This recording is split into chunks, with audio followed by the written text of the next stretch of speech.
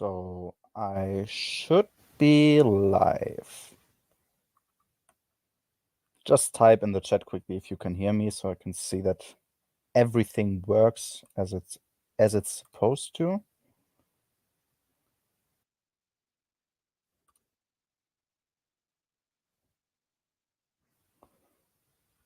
So we are live already. So I don't okay. know. I had the other stream still going in the other tab, but all right. So I think, I don't know if anyone else is gonna join, but they can just jump in if they want to. Yeah, this will be my little review stream, our little review stream about Jedi Search, the first book of Jedi Academy trilogy. Oh boy, where do we even start? That's probably true. Kyped all over these guys. I think the kyping all over the guys, I've heard about it a bit. I think that comes later, but he started kyping over a few people. Audio is good. That's nice. Can you hear me? Yeah, I can hear you. Yeah. Cool. Is the Jedi Academy trilogy really as bad as I've heard it is? So yes. I can only speak for Jedi Search so far. I think it's bad. And Jedi Search, by most people, is described to be the best one. That does not give me a lot of hope. I think, didn't Matt Wilkins say Champions of the Force is the best one? Yeah, because he ships Mara and Lando like a fucking degenerate. So that's probably the reason. Oh, man. It's worse. Yeah. It doesn't get enough shit. Yeah. It's just bad. I've heard about, like, Josh commented that on the Discord sometimes, like, people apparently compare that, like, when they praise Jedi Academy trilogy, they compare it, like, to the OT and say, oh, it's fun, just like the OT. I don't know where exactly they get that from. Apparently it's a thing, but I think Magnino Alex had this point. I guess. I think. Yeah. Oh yes, Sivert, good comment. This is just a rip off the Moffrins at home. Yes, it made a lot of mistakes. It made a lot of mistakes, and we're gonna get into them. But where do we start? I wonder whether we should start on just the name Jedi Search. Like, yeah, false advertising. Yes. Jedi Search like immediately implies one very basic thing, which is the majority of the book is about searching for Jedi. I don't think the majority of the book is about searching Jedi. No.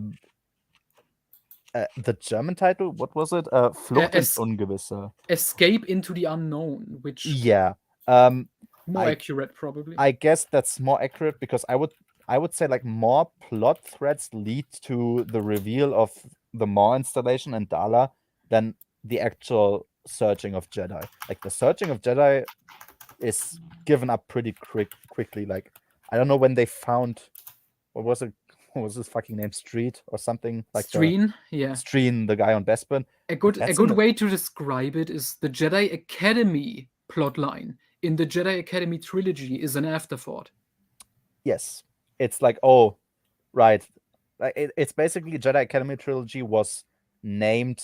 It was named like that afterwards, after the Dala book basically was written, and then they added, like, a bit of stuff in between to, like, make it more into a Jedi Search, quote unquote. Yeah, that's also something, because this trilogy, you will see this when you read the next two, but I always wondered, was Kevin J. Anderson forced to make this a trilogy? We know a lot of authors were forced.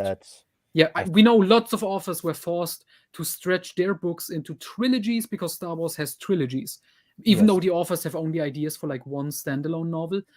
And if that's the case with Jedi Academy trilogy and Anderson, I wonder if you force me to expand a single book into a Jedi Academy trilogy, the plot lines I would add, to stretch it, would focus on different Jedi characters and not random shit that doesn't contribute to the plot. it's just there. It seems like filler. It's all of the stuff like gets mentioned towards the end to give you like the feeling of, oh, it all makes sense and like there's setup and there's payoff.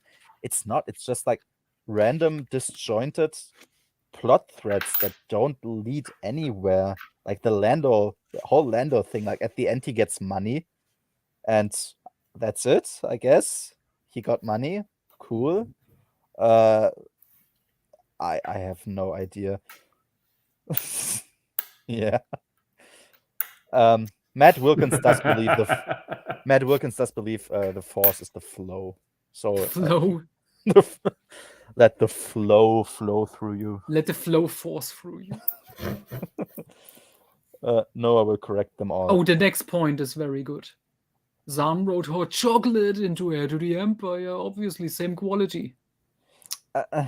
What? Yeah. Nope. You can make fun, but it needs to make sense. Like, I'm sorry, Thrawn trilogy has a very clear beginning, middle, and end. And all the plot lines actually work and connect with each other. And like on an even more basic level, the title makes sense. Like the titles actually connect to what is happening in the book. Yeah. Which I can't claim for Jedi Search so far. They search a couple of Jedi. They search Jedi, I guess. I think they find like 2, and then Han accidentally finds 1. Yeah, Han accidentally finds 1. They do search for 2 explicitly, which is nice. So Streen and Gantoris. And that's it. We have like the Timo side plot line, which just reveals, oh, like there's also fake Jedi who and Lando gets a bunch of money out of it. Yeah. And nothing actually like that. That's just it then. Okay, cool. Yeah. I can comment on this one. The Callista trilogy is still worse, I guess, because it has Children of the Jedi and Planet of Twilight, which are cancer. Darksaber is the best Kevin J. Anderson novel. It's still not great, but it's better. That one feels like a. I like Darksaber a lot. Darksaber feels like a response from Kevin to all the haters of the Jedi Academy trilogy, but he still fails. Yeah. But no, because he's not the Wampa scene. The famous Wampa attack, yeah. When the Wampa from episode 5 returns for revenge. Yeah, the Wampa genocide. Oh god, yeah. A Jedi Academy, yeah. Yeah, apparently it was. That makes sense. That explains a lot of the weird, stretching of plot. Yeah, I mean, did you know they even wanted Courtship of Princess Leia to be a trilogy? Oh, fuck them. Which, okay, first of all, I love the book, but why would you make that at all? Like, it's just a story about Han and Leia getting married. You can have that in one book. It's funny, we're coming at this from different directions, but we come at the same conclusion. Like, you love the book, and you know that making it a trilogy will inadvertently make it worse, because you have to just put a lot of shit in there that doesn't make sense, because there is no plot for 3 books, and I hate the book, and I don't want more of the book. So I also don't want a trilogy out of it. Yeah, it's... I don't know, this weird... I guess money, but... Yeah, it's definitely money, but also I think maybe it's just the mindset of, like, Star Wars is synonymous with trilogies for some reason. I guess. But... And I mean, the Thrawn trilogy was the first one, and that was a big thing, so they probably thought, like, oh, so everything has to be a trilogy. Yeah, we got very few standalones, actually. That's true. Like, we got Truth at Bakura, Crystal Star, New Rebellion. And maybe some thrown in, but mostly... Courtship, I guess. But then we got the X-Wing series, we got Jedi Academy trilogy, the unofficial Callista trilogy, Black Fleet Crisis, Corellian. I guess Assad's Revenge and Starfighters of Adumar maybe can be counted as sort of... Like, it's a bit more separate from their respective book series. Like, it's a bit more further away. But yeah, there's a lot of trilogies, quadrilogies, and there's not always enough story for that. And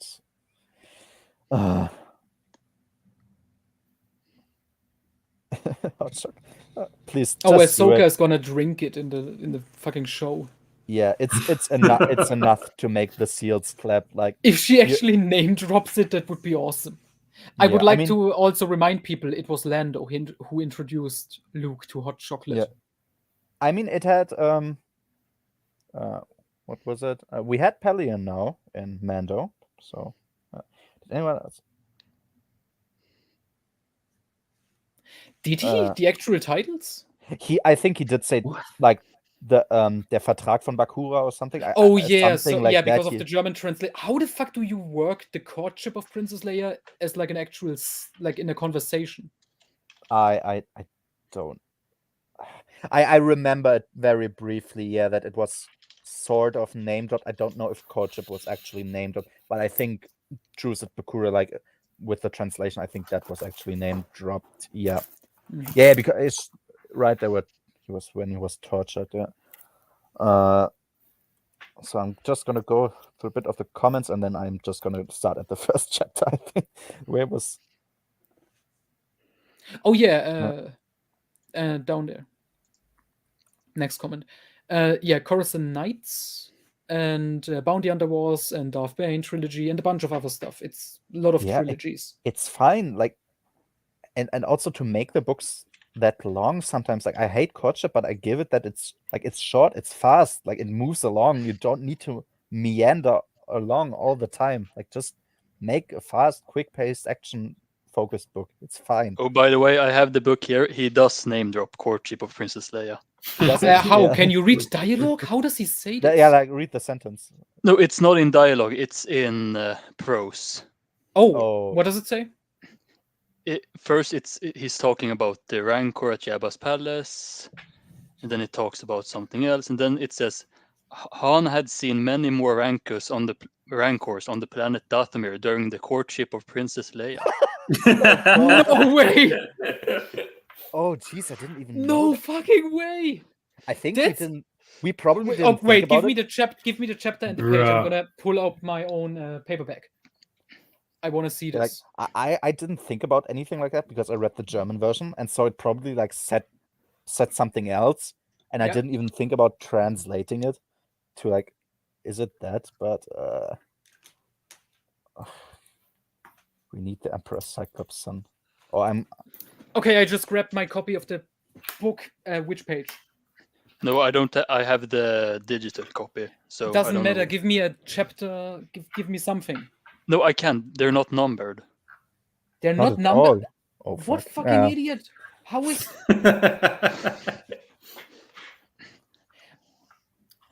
Wait, I'll find the chapter and page chapter for you. 21. There is no. It's early. It's early on. It's earlier? Yeah, like at the beginning when is Darla already introduced or not? Or is like she's introduced over halfway through. Yeah, like, but it's when they're in the Kessel mines, I think. Really? Yeah. It might be like the first chapter where they work in the mines. That may be it. I'll try to find it. Okay. Yeah. But yeah, I just grabbed the book. Should we also quickly mention the cover? The cover, we can look at the cover. I think the big Han, Luke, and Leia, I guess they look fine. Like, I don't think there's anything. I like Leia's look on it. Luke it looks a little bit weird. And then we have Darla on there. Darla is strange because like you're probably reading this book and you're 200 pages in, and then you look at the cover and there's like this Imperial lady. You're like, wait, who is she? Like, has there even been an Imperial woman throughout this book? Yeah, it's weird. The Falcon is fine, I guess, and then Lando is like weirdly at the spine. That's also fun, I guess. And he's not even on my Del Rey copy. Oh yeah, okay. I have the VGS. Fucking racists. They cut off Lando. Yeah. Okay, no, it's chapter 4 and page 50 in the English copy. Chapter 4. Yeah, it's probably like the first chapter when he works in the mines, or because he 50. Yeah. Oh my god, no! I found it. The first time Han had been near a Rancor, he had been blind from hibernation sickness. After being fought in Jabba's palace, Jabba fed the monster below his throne room with his enemies or anyone else at random. Han had seen many Rancors on the planet Dathomir during his courtship of Princess Leia. Oh, that's how they did. Yeah. Oh my god, Kevin! Matt Wilkins is saying this guy is a literary genius. Oh my god, this is beyond fan fiction writing. Yes, it's fan You need to make a note, write this down. I can't believe this is real. Han had seen many more Rancors on the planet Dathomir during his courtship of Princess Leia. Wow. Now I have to find the truth at Bakura in here. I'm gonna write it down my separate notes up maybe. that's interesting. Wow. Courtship of Princess Leia. Name Read drop. Courtship of Princess Leia, now available in bookstores everywhere. By the way, okay, since we just mentioned the cover, I have to read the back of my paperback. Please, you just finished the book. Listen to this one. Book 1 of the Jedi Academy trilogy, Jedi Search. As the war between the Republic and the scattered remnants of the Empire continues, 2 children, the Jedi twins, will come into their powers in a galaxy on the brink of vast changes and challenges. In this time of turmoil and discovery, an extraordinary new Star Wars saga begins.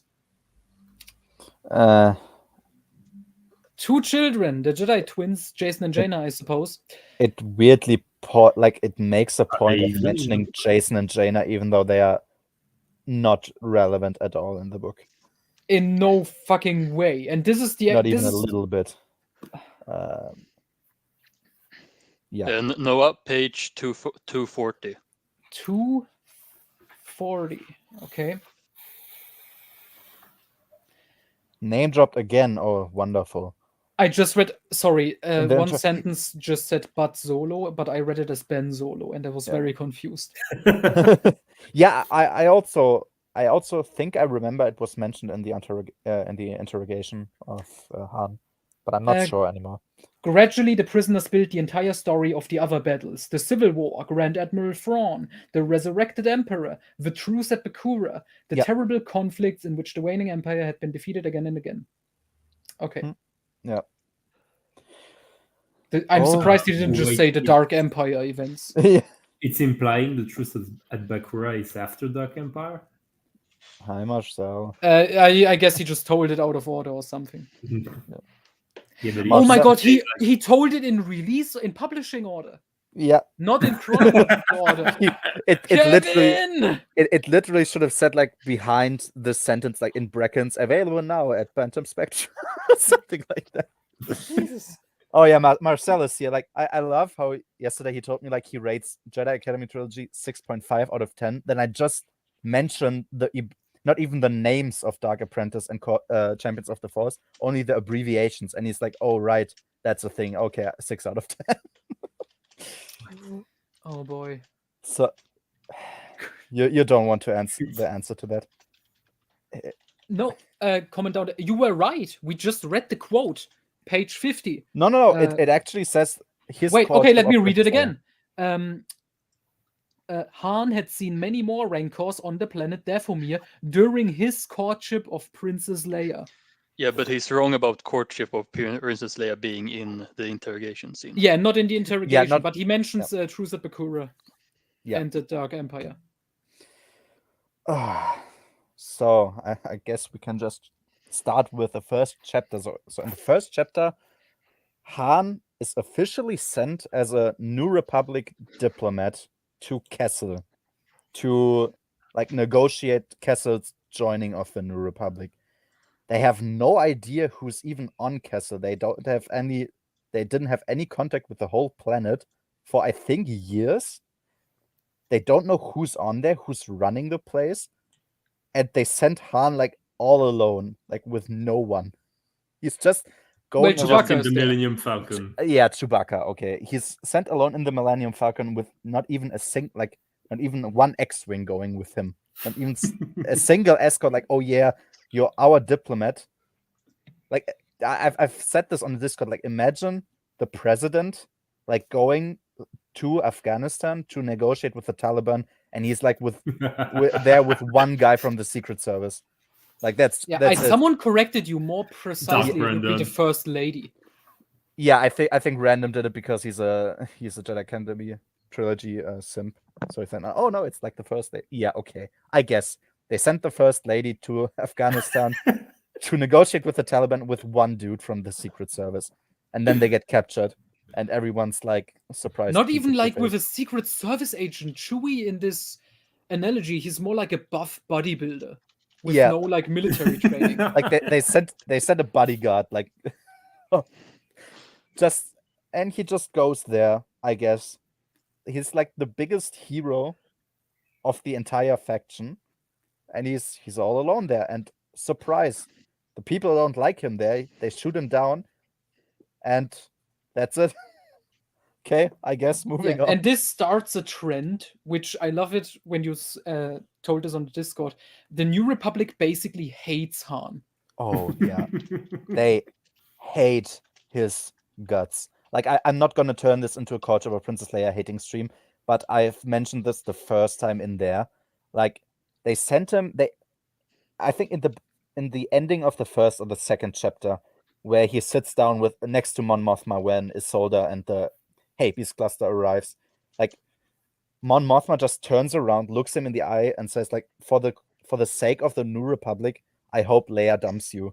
Like, okay, I guess. And then they send him off to a diplomatic mission to like the Verpines or something, and they literally mention like they expect him to die there. Like it's a suicide mission. They sent him there because they hope he'll first they sent him there because it will distract him and he can't talk to Leia. But then they also sent him there because they expect he'll die there. And I'm like, okay. And then they force him and Lando to come back into the military during Dark Empire. Oh, yeah. I don't remember if they did this on their own free will or if they were like, you used to be military, you have to come back. Because that would be even more shitty. Like, I don't even know if they mentioned... they might have mentioned that and I have overread it or like forgotten it. But I don't even... I think they were just there again and like going on. And that's what I also liked about Tatooine Ghost, because they mentioned like, oh yeah, that was a fucked up thing. They sent you off to die. And yes, no wonder he supports the Corellian in LOTF. Yeah, in Legacy. I'm warming up to that idea more and more the more I read about the New Republic. So yeah, they have kickstarted this weird trend of hating Han for no reason and like just sending him off to suicide missions over and over again. And I have no clue why. They just hate him. I don't know. Yeah. I don't know why. It's a way to Hand of Thrawn, where they actually believe he committed like a murder on like a politician or something. No, it was like he murdered civilians during like a peaceful protest. Someone is trying to frame him, and they believe. Same with New Rebellion. People keep trying to frame Han for like criminal acts, and the politicians just believe it immediately. Oh God, why? in New Rebellion, Han. They try to frame Han, like the villain tries to frame Han, that Han bombed the Senate Hall with his wife in it. And the politicians just believe it because he used to be a smuggler. He used to be a smuggler, like what, 20 years ago at this point? Oh, Jesus Christ. I have no idea why they hate Han. It's weird.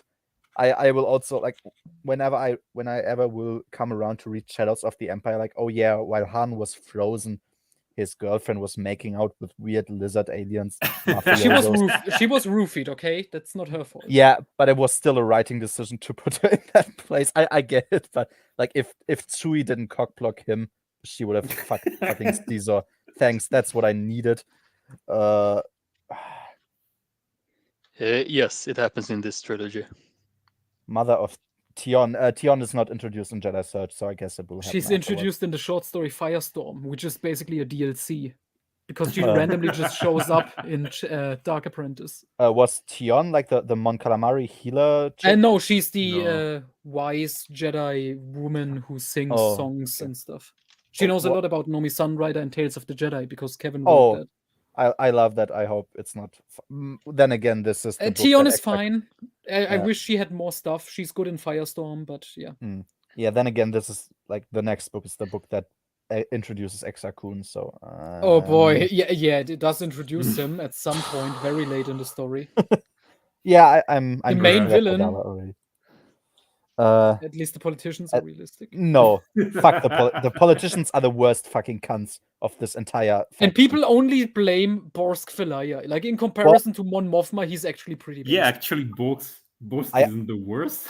I understand why Borsk Failure hates more or less almost hates the Republic and just wants the Bothans to reign supreme because the New Republic is garbage and they just kill their people if they exceed their usefulness. Yeah, basically, yes. To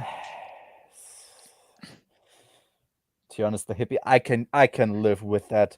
Just there's normal. a famous scene. I think it's in book 2, when she is like singing her songs and playing the guitar, and then Kip is like already possessed by the dark side, and he's like, "Stop singing your stupid songs. The Jedi are not heroes. The dark side is awesome." And he turns full emo. That sounds like something a Jedi apprentice at a Jedi Academy should say. I'm excited for that book. Yeah. By the way, that's one of the biggest chapters with Jedi training is all the students listening to Tion playing the guitar. That's the Jedi training in Luke's Academy. Well, after there's a scene where they're... the naked swimming underwater, yeah. Nice. KJA, oh god. And Luke fighting his students for no reason. And one of them... I don't want to spoil it, but when one of them dies on accident, Luke is just like, well, shit happens. And moves on. Luke is the worst teacher. He also fucks a lot of his female students, which is also a running gag.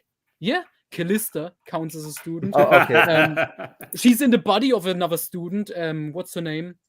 Cray Mingler. He fucked, what's her name from Mara. Dark Empire 2? Mara, Jem. also Mara Jade. Jem. Oh, fuck Jem. Jem, yeah, so Luke, he's, yeah. That's not very PC. Luke forces his students. Okay, Luke forces his students to swim naked in like a sea underwater. Then all his teaching is like having them listen to a hippie woman play guitar, and then he also fucks a lot of the women. He's a cult leader. Luke Literally. is like the Harvey. Luke is like the Harvey Weinstein of the Jedi Academy trilogy. In End of Throne. Like he kisses her when she's unconscious. Oh yeah, he also kisses Mara Jade when she's unconscious, but it was presented as romantic. Bruh. Yeah, I was about to say like Luke sounds like the Harvey Weinstein of the Jedi Academy. Like he's yeah, like Luke is a pervert. Is like that's confirmed, and he's the worst teacher ever. Like but really, when one of his students dies, it's the funniest thing ever. And then iJedi tried to correct it with Corran coming in. Yeah. But yeah. Luke was like LMAO. That's why you shouldn't mess around with lightsabers. Oh yeah, same with when fucking Tenelka loses her arm. Because he has the 14-year-old children fight with real lightsabers instead of training sabers or sticks. And not only real lightsabers, but lightsabers they made on their own. Yeah, without checking them before. Like they just explode in their face because it's like unstable and no one checks. Yes. Yeah, that's Luke what happened. Didn't check them. He just had to build them and then fight with them. Yeah, basically, what happens is Tenelka's lightsaber stops working, so she can't block Jason's strike. So she loses her arm. I was about to say maybe it just stops working. Luke's Academy, if we put it like that, with all the bad moments, it's like a dark comedy. Luke is just the worst teacher ever. Jem, it's written with a J. She's from Dark Empire 2. She's like they kiss on one page, and the next page she gets murdered. She dies immediately. Have you heard of Lumaya? Lumaya's from the Marvel comics, right? I haven't read the Marvel comics. I recommend the Marvel comics are great, and then she appears in Legacy of the Force and is basically a different character. Yeah, I would never let you fall. I've heard of that. Luke also murders 3 or 4 of his ex-girlfriends. So yeah. Yeah, that's good to know. So in chapter 2, we have Luke like he describes how he wants to search for the Jedi. He finds like this random ability where he can like go into your mind and when he reaches like the section of your brain that stores like your deepest, most basic memories, like he gets yeeted back. That's sort of funny. Like he gets yeeted back throughout the book like 5 times. It's one time almost killing himself in the process. That's what that Josh also pointed out. Like, oh yeah, he almost dropped himself in lava while doing that. Oh yeah. Oh yeah, I remember. Again, this fits the theme of Luke being a fucking moron and a terrible teacher. Yeah, I don't know how long the guys will stay on, but I will beat this motherfucker to the ground until the very end. I would stay here for 5 hours if it takes me that long. Yeah, but then we also get like, that's weird, but I can buy it. Like, okay, it repels him out of it because like that's a general force protection. But then they also have this device that basically gets like introduced so that Lando can use that. Yeah, I think that thing is actually shown in like one other story. Yeah. And I want to say it was probably something written by Abel G. Pena. I don't think any normal author ever touched that concept again, but yeah, it was supposed to be some technology that was used by the old Jedi to find people with force abilities, which is dumb. Yeah, because the midichlorians didn't exist yet, and so they thought of something else, I guess. Yeah, because George told the people, "Oh, Jedi, something is different with the brain." That's a literal quote. Yeah, and that's why I think the idea with like Luke touching the brain and then there's like a natural defense mechanism. I think that's a good idea. I'm okay with that. I agree, and that's a general thing. The Force world, like the world building around the Force, I like that in that book. I think it's fine in that book. Most things, like not the lava walking, we'll get to that later, but apart from that, like how he describes it, I think it works. But that makes sense for me. But then again, this device gets introduced. I already thought like, oh yeah, okay, this is something that will never be mentioned ever again throughout the EU.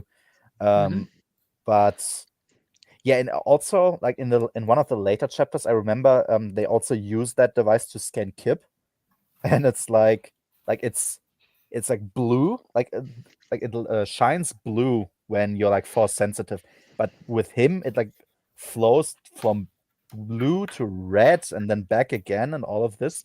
Like, oh, there's something weird. Maybe this is broken. Not even Master Yoda has this high of a midichlorian. Is that like a Marcel, Lord of the Rings reference? Oh yeah, so basically it's not even like the thing in the prequels where Qui-Gon takes Anakin's blood and shoves it in this lady. No, it's just like what's it? It's a razor. Yeah, it's something like basically it's just a drip of your blood. But no, in this it's like we just scan you and then we can see your aura or whatever. Yeah, like at an airport, like a metal detector. It basically works like that. You just hold it around you, it scans. Hold it to his brain, and you can see if he has the force or not. Yes. Luke's love life is fucking. That's worth its own video. He had 13 girlfriends, and every single relationship was terrible. Yeah. And the comment down there, that's why he married Mara Jade in a single day. They never dated. Like the second he realized he's in love with her, he proposed to her because he knew he can't fuck this up. That's where you have to sort of ignore what happens in the universe, and you have to imagine like this is only a meta thing. Like Zorn is like, okay, this is the end of, like, I'm writing the end of Bantam Spectra. I need to marry them or else someone will come around and she'll die. Which she later on does anyway, but at least she was married to Luke while dying. So. And we got New Jedi Order out of it. Yeah. And they had a child. I'm looking forward to that. Oh yeah, he asked her that while they are going to drown. Yes, like, by the way. That was fun. Yep. We don't talk about that here. That's a whole can of worms that I don't want to open now. Yep. Yes, so chapter 3. Yes, I remember Leia was pretty, like, she was upset in that, because I think it was about her Jedi training. Like, she doesn't make a lot of progress with a lot of basic stuff, and she's like very emotional about it. She feels like sort of unworthy. And Luke's just kind of being a dick about it. Like, I remember he was just cold, like, oh yeah, then like he's disappointed in her. Like, This is after Dark Empire. She stood up Yes. to fucking Palpatine. Like, why the hell? Like, she's mainly a politician. She doesn't invest a lot of time in her Jedi training for obvious reasons. And like, this is not something that was ever in character for Luke to treat Leia like so coldly, like, oh yeah, whatever, like you should focus. And I don't know. This was. And then Leia is also just written like a bitch. Because I think chapter isn't this already introducing her like thinking Han has been missing for 2 weeks. He's probably out with his old smuggler buddies drinking. I think it's this or like the next chapter with Leia, but yeah, it gets introduced very early in the book, and it gets repeated like 4 or 5 times, like over and over and over again. And we'll get to that later, but it doesn't make sense, and it seems like KJA knows it doesn't make sense, but he still writes it in. I don't know if he thinks he's being smart about this, but yeah, because later on, Winter confronts Leia about it, why she was acting like a bitch, and she's just like, I just didn't want to think about how there were problems or something. So I think Kevin thinks this was smart writing. Yeah, I think like, oh look, I made a meta joke somewhat, and it's like, no, but it's canon now. Like, you wrote it in as if this is actually something that they are feeling, and it, I don't know what he thought of that. Yeah, but would you all agree that she's the worst character in this book? Leia? Yeah, Leia. No. I think so. Yeah, like of the big 3, definitely, I think. Yeah, Leia is the worst in this one. Han is the worst in Dark Apprentice, and I think everyone was the worst in Champions of the Force. I mean, Luke is pretty bad in Dark Apprentice too. Yeah. Oh yeah, that's true with his shit happens attitude. I think Han was like given the worst card because it's like, oh, he's captured again, he's tortured like 3 separate times. But at least he's more in character. Yes, definitely. Yeah, that I agree with. And yeah, Luke was like, I remember when the prospect came up of him like finding new apprentices, he was very excited, like almost childishly excited for it. And I almost thought like it should be reversed, like he should be very like positive and happy when he gets to interact with Leia, because I don't think this is something he gets to do a lot. And he should be a bit more like focused and, modest when it's about Jedi stuff. Like, he can be excited, but he should be a bit more neutral towards it, not like, oh my god, I get to find new Jedi and I'm gonna go open the school and it's gonna be wonderful. I mean, it's not a big deal. Yeah, I'm fine with Luke being excited about rebuilding the Jedi Order. I mean, at least that's Jedi Academy content in this book. That's true, but like, then not at the same time be so cold towards Leia. Like, that's weird. Yeah, especially after Dark Empire, which Kevin made a point out of working in extensively. Which I guess was Dark Empire 2 and Empire's End out when this came out? Oh, that's a good question. I don't know. I mean, Dark Empire 2 was probably out as of the next book because Cam is in it. Yeah. Okay, I don't remember. Does the Jedi Academy trilogy mention Leia's training under Vima Daboda? Vima Daboda is name dropped, yeah. In the book. She's name dropped with like somehow she was imprisoned on Kessel at some point for some reason. Probably for being a bum on Nar Shaddaa. I don't think it explicitly mentions Leia being mentioned like in relation to Vima Daboda. That's a shame. She was her first Jedi Master. Yeah. Yeah, hold on, because Vima is in the. She's already in the Han Solo trilogy, already on Nar Shaddaa. Oh, she's on Nar Shaddaa in Lone Wolf, the post-Order 66 Obi-Wan Luke story. She has always been there, basically. Yeah.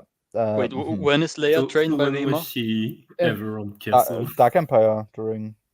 Yeah, during Dark Empire 2 and Empire's End, when they find her and they travel, and then in the Falcon, I think Vima trains her in battle meditation, and Leia strikes against Palpatine. Yeah. Yes. But Vima being on Kessel, this is a nitpick, but I appreciate working Vima in there, but we never got that story. Like, as far as we know, she was always on Nar Shaddaa, and then apparently at some point she was arrested by the Empire, put on Kessel, and then somehow escaped and just went back to her home. Like the exact same place on Nar Shaddaa. Whatever, I'm free now, I guess I'll go back home. I guess that's it.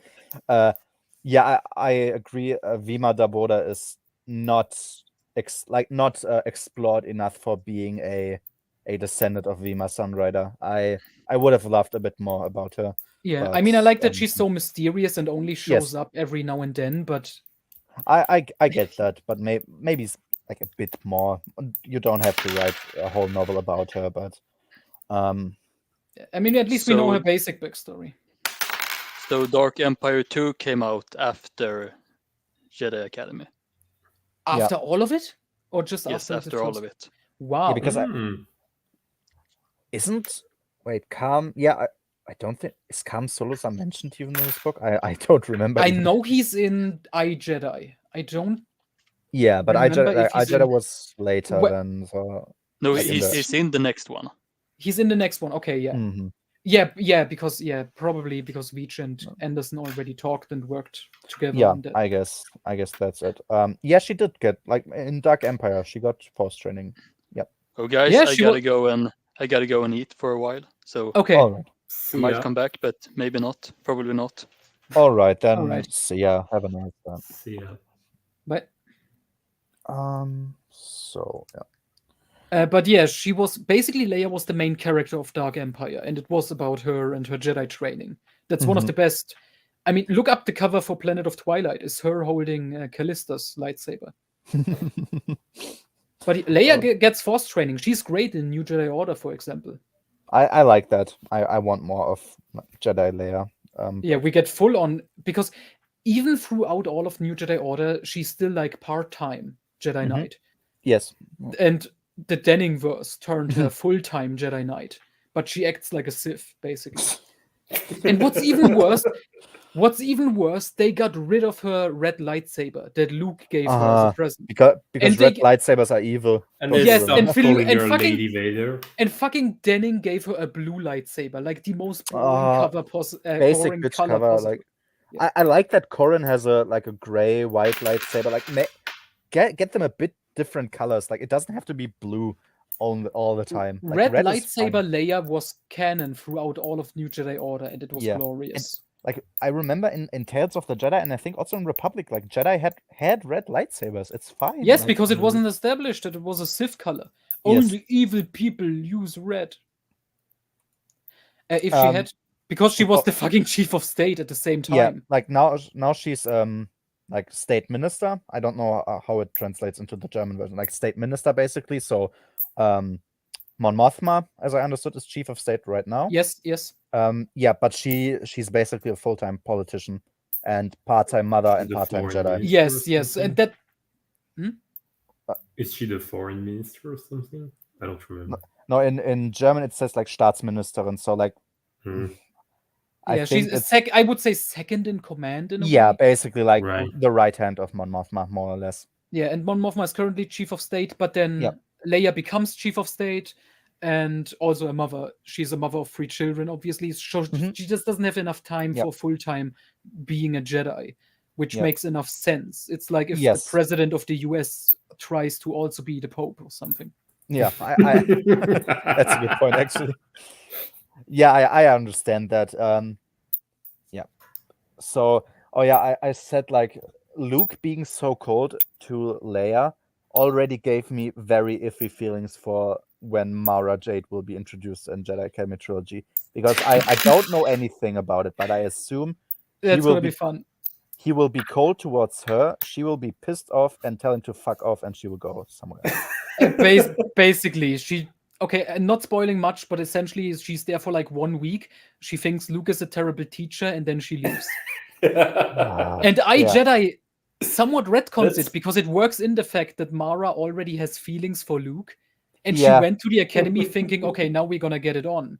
But she's so socially inept, she doesn't know how to start it. She just went to the Jedi Academy to smash, and Luke doesn't get it, so she gets like pissed off. And because he's a fucking idiot. You should be. I know this is when Mara Lando gets introduced as a possibility, and I'm not gonna look forward to that. The only one who looks forward for this part is Matt Wilkins. And it's creepy as fuck. Because apparently, according to Matt Wilkins, they have a lot in common. They would make a great couple. I think What? I think like Lando would flirt with Mara, Mara would castrate him, and that's it. I think Yeah. I that don't, is literally how that would went. you know, it's like steak with chocolate sauce, you know?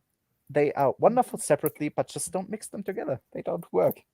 They don't need to work. It's fine if they don't. Yeah, and so like and just the machine scanning, because the machine scan was also part of like the third chapter. I don't like that the Force is a scientific thing. I like it to be a spiritual thing. But even if you go scientific, like at least, like I said, with the prequel things, like scanning the blood is at least more logical than just holding a metal detector to someone's head. It's insane. You have the Force. Yeah, I don't like midichlorians. I can buy them. Like, fine. I guess they are not. Like, I think no one ever mentions midichlorians again after like James episode Lucino 1. retcons them in the Darth Plagueis novel. Yeah, and whatever. Like, I can buy those, but that weird thing, I don't know. Yeah. So chapter 4. Oh yeah. At chapter 4, I already decided that the Emperor did nothing wrong because the New Republic is horrible. Like, that's when we concluded that the New Republic hates Han Solo. They just sent him there. There's no, like, they didn't even try to contact Kessel. Like, they don't know who is there. They don't even know if, like, the planet might not even exist anymore. But he just flies there, like, whatever. We'll see that. Maybe it works. I don't know. And yeah, the spies. I remember the spies, like, they were a thing in Dark Empire. Like, during Dark Empire, I think they had spies in the New Republic. In Assad's Revenge, they have spies in the New Republic. In Crimson Empire, they are mentioned to, like, the weird inept vessels of Nomenor. They have spies in the New Republic, I think, as well. Yeah, it's a Singe too. Yeah, and now they Next have as one. well. It's like every single motherfucker in the entire galaxy has spies in the New Republic. Does the New Republic have any spies in the Empire? Like, I remember, like, from Rogue or Wraith Squadron, where it's like, oh, they go to this new planet, like, it's under Imperial control, and there's like their contact. It's like, fine, hey, that's good. Like, there's at least someone there who can see what's going on. But like, they don't infiltrate any ranks, it seems like. Like, I don't remember them ever getting any intel on, like, oh, the Empire will do this now and they will move there now. No, it's always the New Republic. Yeah.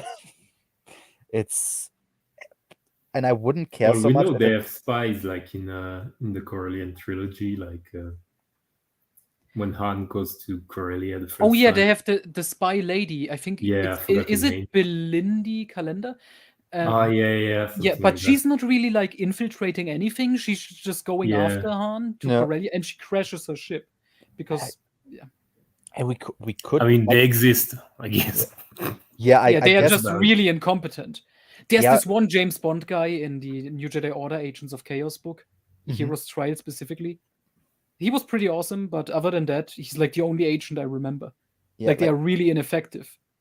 Like, that's why they had to make the Wraith Squadron a secret service organization later on. Yeah, basically because no one is doing any espionage. A fucking Gamorrean becomes like the head of the entire department because that's how terrible the humans are. Like, you could have made what I think, now that I talk about it, like a short story collection about Winter doing spy stuff. Like, she seems to be somewhat competent. Oh yeah, she does in the X-Men comics spy stuff. Oh yeah, that's good. Is it like in the later, like the Zone-TFL arc, or is it already? I don't remember. That's before. Yeah, I think she has a thing with like impersonating Leia because they look similar and stuff. Yeah, like, I remember that. That was like, yeah, that was before Requiem for a Rogue somewhere. I remember that one, but yeah, I think like you can like make a, I don't know, a mini comic book series, a short story collection about Winter doing spy stuff. I like her. I could have used a bit more of, like, and then we can see, oh, there are actually spies in the New Republic. And then in this trilogy, and there's Wedge's girlfriend. Oh, Kwisatz. Yeah. No, the other one. A Yella Visiri. The ones Yella. he ends up with. Yella, Yella Visiri. Yeah. Oh my god, yeah, please notice, because the X-Wing books came out after Jedi Academy, but they set up the relationship between Wedge and Yella. And then this is just Qui sucks, because... Yeah, Qui sucks. I find the... I like that we agreed that's how her last name is pronounced. Yeah, like I wondered, like, what do I pronounce? Like, Jacques or Josh or Zas? And someone just wrote sucks.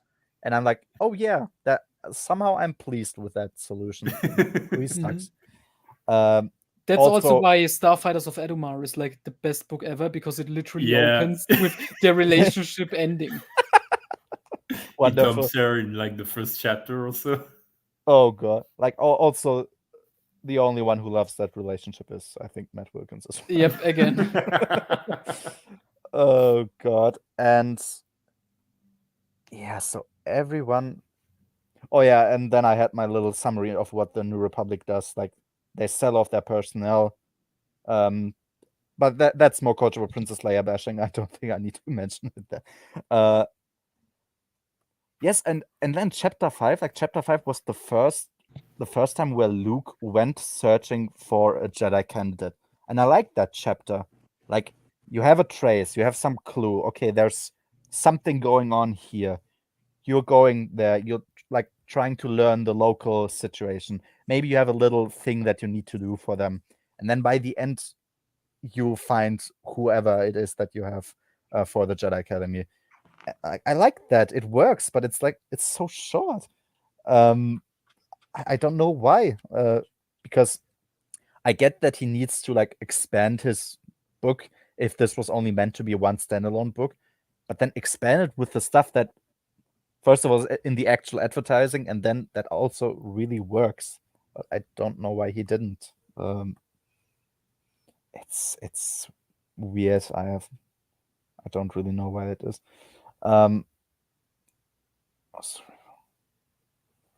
Yep.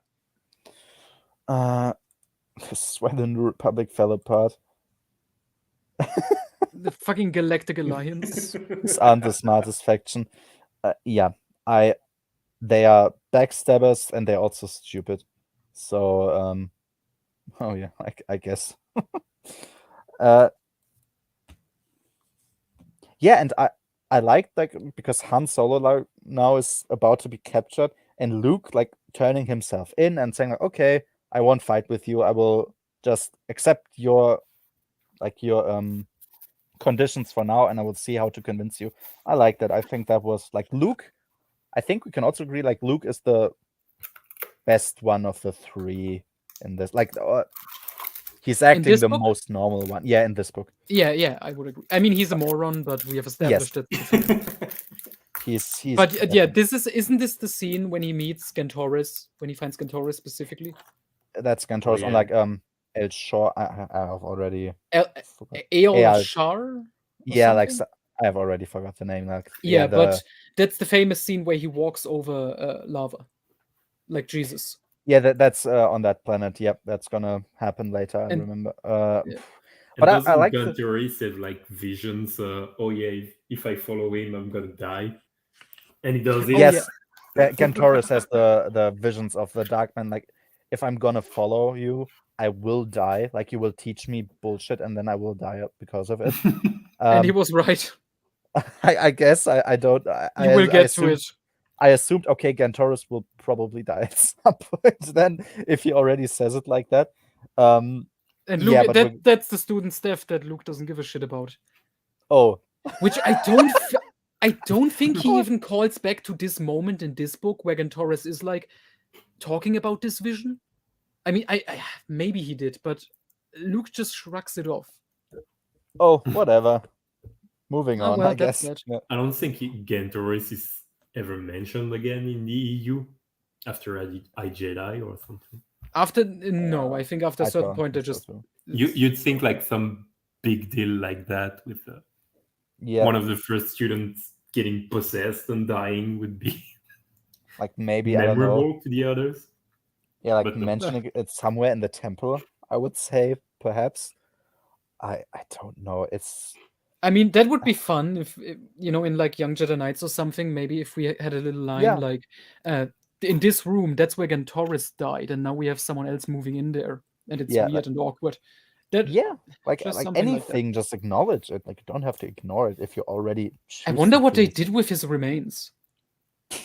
Did they even bury him? Because I can see Luke just not giving a shit and he throws him out in front of something. He throws him at the front door, like just there. Like just in the jungle, the fucking animals pick him apart. Yeah. It's like they are staying there for weeks, and like after 2 weeks, it's like decomposing already.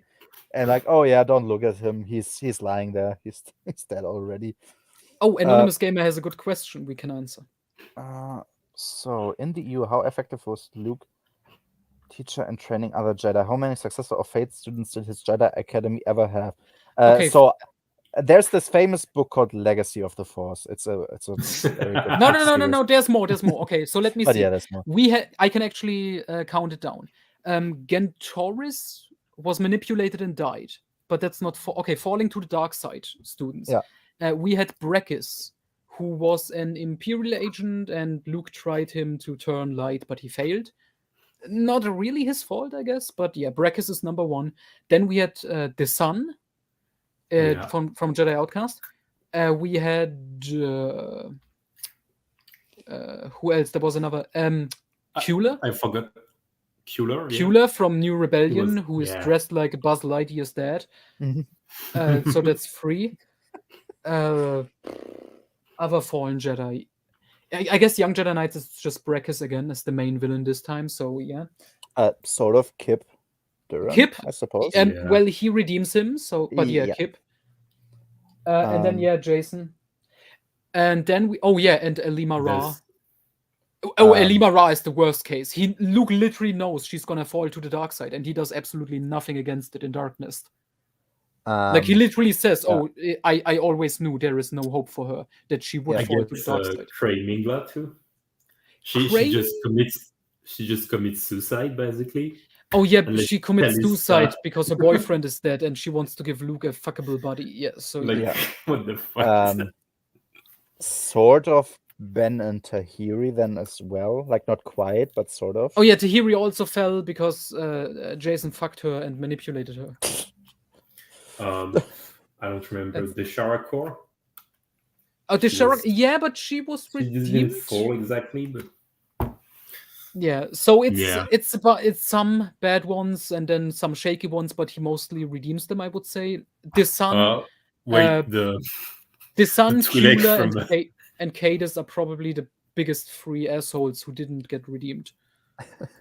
And Denning's little pet Twi'lek. Oh, Elima Ra, yeah, she's also. So yeah, there's 1 or 2, I guess you could say. Yeah. Oh, also, when you start Dark Apprentice, please notice in the background they are not named, but Brekis is there. Cam Solius, I think Cam is named. Kyle Katarn is there. Yeah. What's his face from the kid who stole the Death Star plans? Oh, I have no idea. Hevet Storm, he's also there. He gets murdered later by the Sun. Wonderful. And I guess Corrin is also there. Corrin is also there in the background, disguised.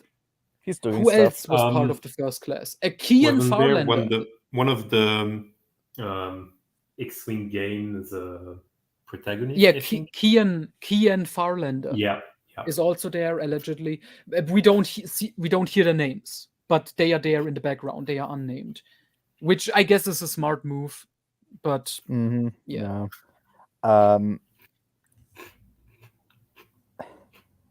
KJA gaslighting, that's just a lie. He would never do that. Huh. Yeah, I don't think he's. I think it's redeemed. I imagine it's. Dude, Kip's fall is so amazingly badly written. I think it's in the second book. Han makes him like a gift for joining the Jedi Academy, and he gives him like a black cape that looks really dark, and it's like the most obvious shit. Oh god. Hey, you remember? He gives him like capes? A Harry Potter wizard robe. Yeah, black capes because black is evil. Evil. Evil. chapter 6 and 7, I don't have anything specific to mention about that. Chapter 6, I think that was the chapter where Leia and Lando meet up, and I think like that's the first time we hear about blob races. And I was confused, like what the hell is a blob? Like, is that a space horse or something, or is it just a literal like blob of slime? And people were telling me like, oh yeah, no, it's a blob of, it's just slime. It's literally slime. Did you notice in the chapter when they are introduced and Lando is like, wow, they even sell like blob merchandise and blob babies. Yeah. And like the little blob, they have like blob replicas candy? of blob. Blob They candy, sell- blob plushies? Yeah, and that's the thing. They sell blob candy, and according to Lando, the blob candy looks exactly like the blob babies, which has a lot of creepy implications. Yeah, it's like blob caviar basically, and that's also blob. Like you couldn't even come up with with some Interesting species name. Yeah, not only with a species, but not even with a name like blob. Like that's it. I would have loved it if it was like actually like the Blob from the movie, specifically the 80s remake.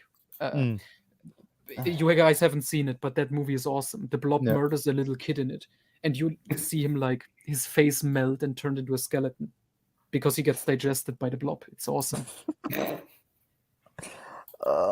Blobs. Oh, we will come to the blobs. Yeah, and chapter 7. Anonymous gamer, quick. Yeah, he was a complete failure when it came to training other Jedi, as they either died or fell to the dark side. How the hell did his New Jedi Order even survive the passage of time? So the New Jedi Order book series really shows his order, grow and become a great thing. And then the Denning verse happens with Dark Nest and onwards. And basically, Troy Denning established that the Jedi Order are a bunch of retarded children and they can't do anything. They literally can't do anything without Luke Skywalker. But then by the end of each other. Yeah, they just fight amongst each other. Jedi Masters like literally murder each other. Saba Sabatine literally murdered another Jedi Master who attacked her. And she becomes Jedi Grandmaster because of it. And like a co-chief of state even. Yeah, and she also becomes chief of state. And they literally do like a coup where they remove the fucking chief of state and replace him with a Jedi, which is fucked up. So and all of this is presented as heroic and good. And then in Crucible, Luke is just like, everything is shit. We already know his Jedi Order can't function without him. But then suddenly Luke at the end of Crucible, the last book in the timeline, goes like, well, my job is done. I created a new Jedi Order. It's time for them to take it from here.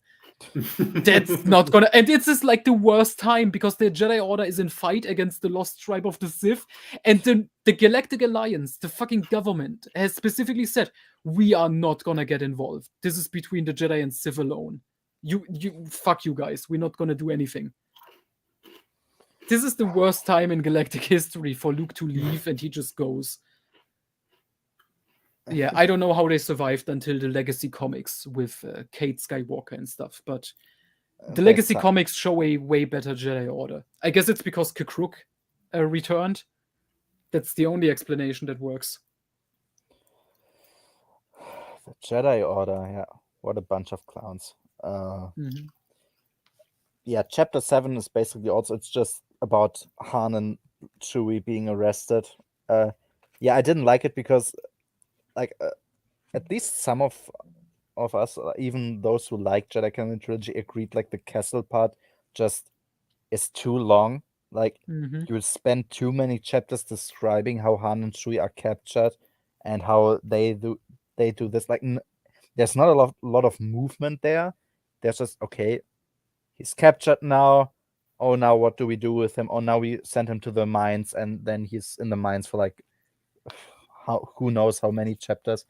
And it's also like it's built up on a bullshit premise that's almost worse than it just being too long. Like the premise is bullshit, and at this point I'm out of the plot thread. I don't even want to follow it anymore because there is no sense to it. Yeah. It's literally everything else. No, it's too long. Like, it definitely is too long, but it's not the only problem.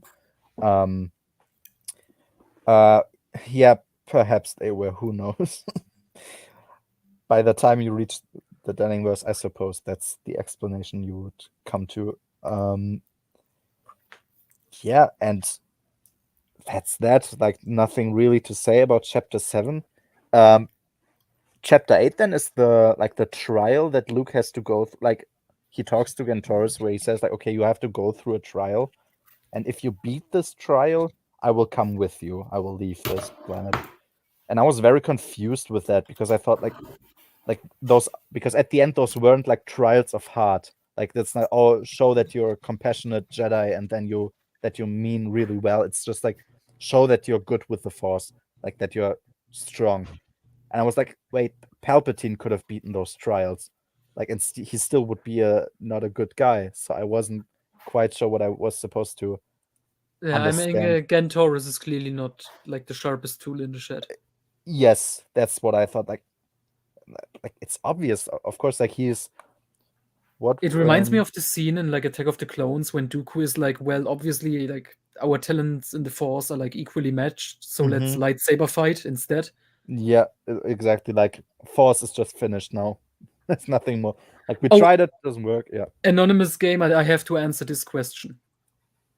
So basically, with we kind of get in a similar situation like the prequels with the Legacy comics and the Legacy era, where there are secret Sith, Darth Krayt's one Sith, who attack 100 years after the Yuuzhan Vong War during Kate Skywalker's time. And thanks to Troy Denning having Luke Skywalker meet the leader of the Sith, Darth Krayt, and learning of the Sith's existence, is now an even worse Grandmaster than Yoda. Because Yoda, at least, there was reason to suspect the Sith still existed during the prequel era, but the Jedi didn't know for sure. Luke, in the Legacy era, knows for sure there are secret Sith out there. And he does he may have done something about it. We don't know, because the books got cancelled, obviously.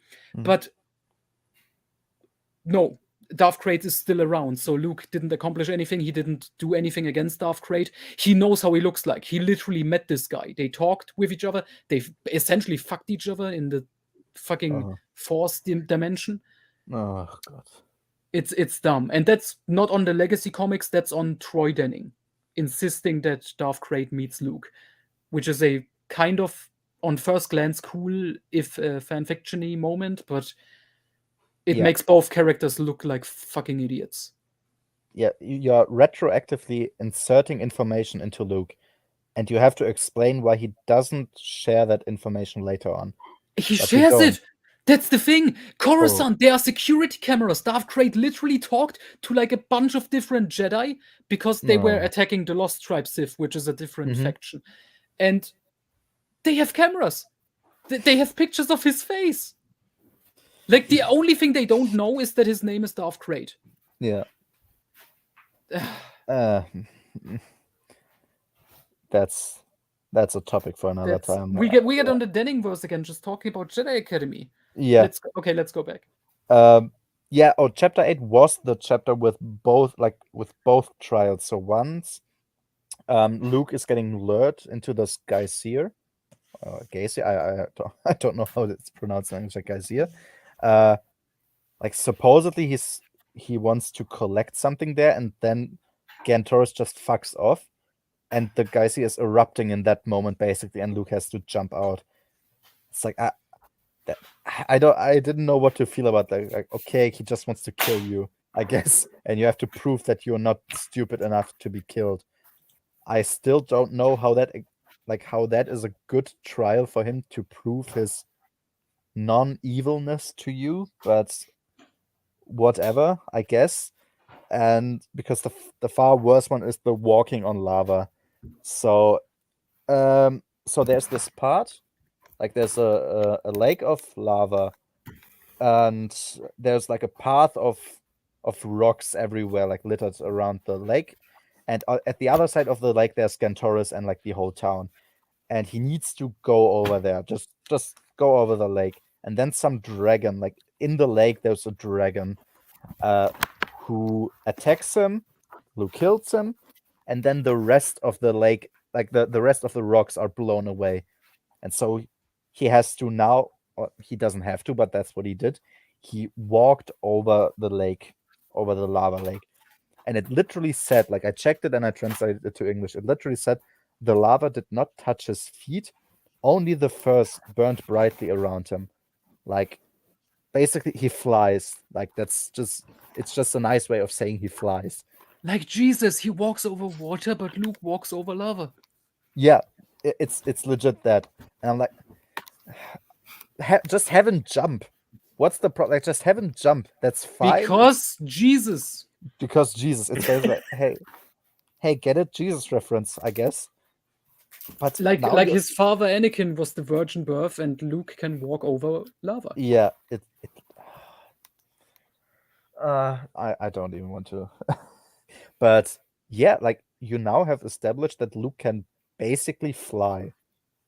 That's pretty significant, I say. And I have this feeling that this ability will never get mentioned again. Nope, not really. Yeah. I mean, he does. I don't know if it's the same, but in Black Fleet Crisis, there's a fun little thing where he jumps off the roof of the Jedi Temple and then slows himself down when he lands, essentially. Not really flying, but that's fun. That's something I can accept. Like, I also remember in the Revenge of the Sith novelization, Count Dooku does that, I think. Yeah, because I mean, we know Jedi can like super jump. It makes sense that they can slow down somewhat. Like slow down, but not literally walk in. And it's explicitly said he does not actually touch the lava. He walks basically on the Force. And which is just a fancy way of saying he flies. Like, can he now like walk upstairs basically into the air? Does his feet does he have to do it with his feet? Are like his feet specifically magical, or can he just float on his back? Oh, Dooku does it in the Clone Wars cartoon by Tartakovsky when he recruits Ventress, remember? Oh, when he jumps out of the window of the arena and he flies down. I remember it now. Yeah, that's true. That's true. Like, and that's acceptable, I think, because it's toned down a bit. It's like, okay, it's supernatural. Of course, you have to do something that normal people can't do, but you can't just establish that Jedi can fly and then never mention it ever again. Like, he can walk. Like, why shouldn't he be able to just walk upstairs now? He falls with style. Yeah, no, that's fine. That's totally acceptable for them to do. But like I said, if he just jumped, we know that Luke specifically can do that, jump very high. He did it in Return of the Jedi already, but I don't know. Back.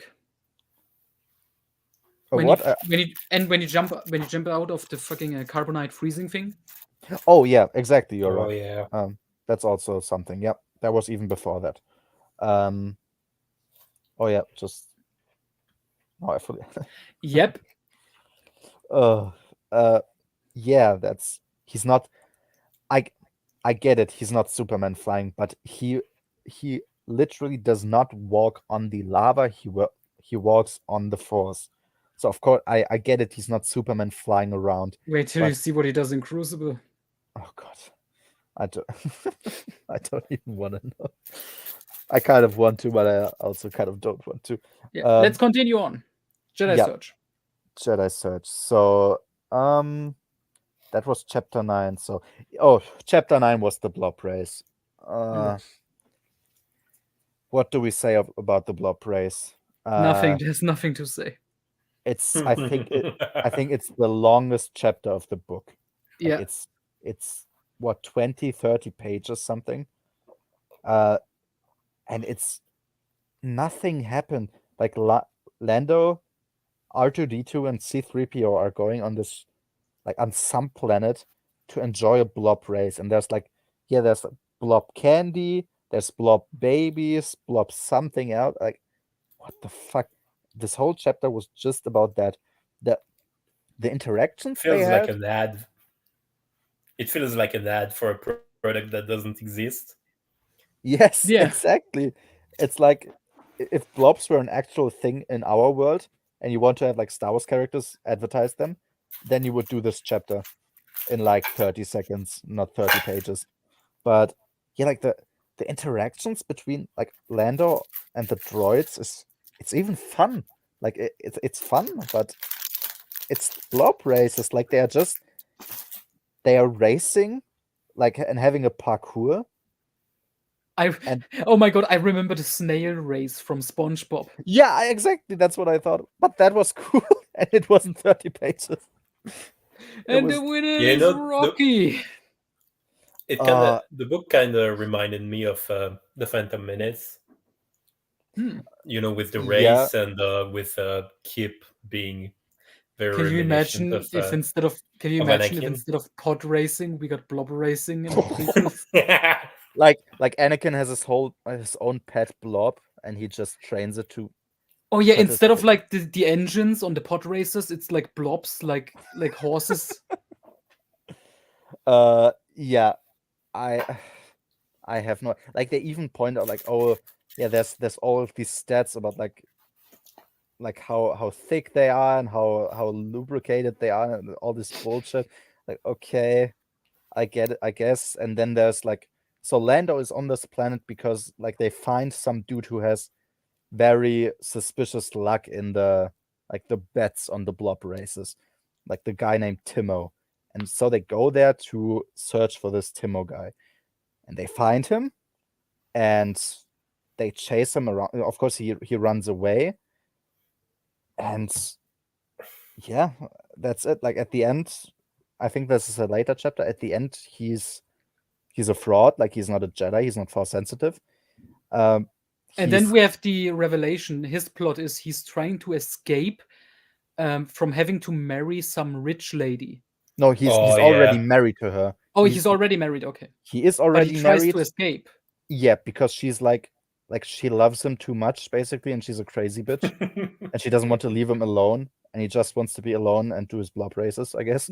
Yeah, and then Lando exposes him, and he has to go back to his wife, and then his wife pays Lando a bunch of money for his services, and that's the entire plot line. That is the entire point of the Lando plot.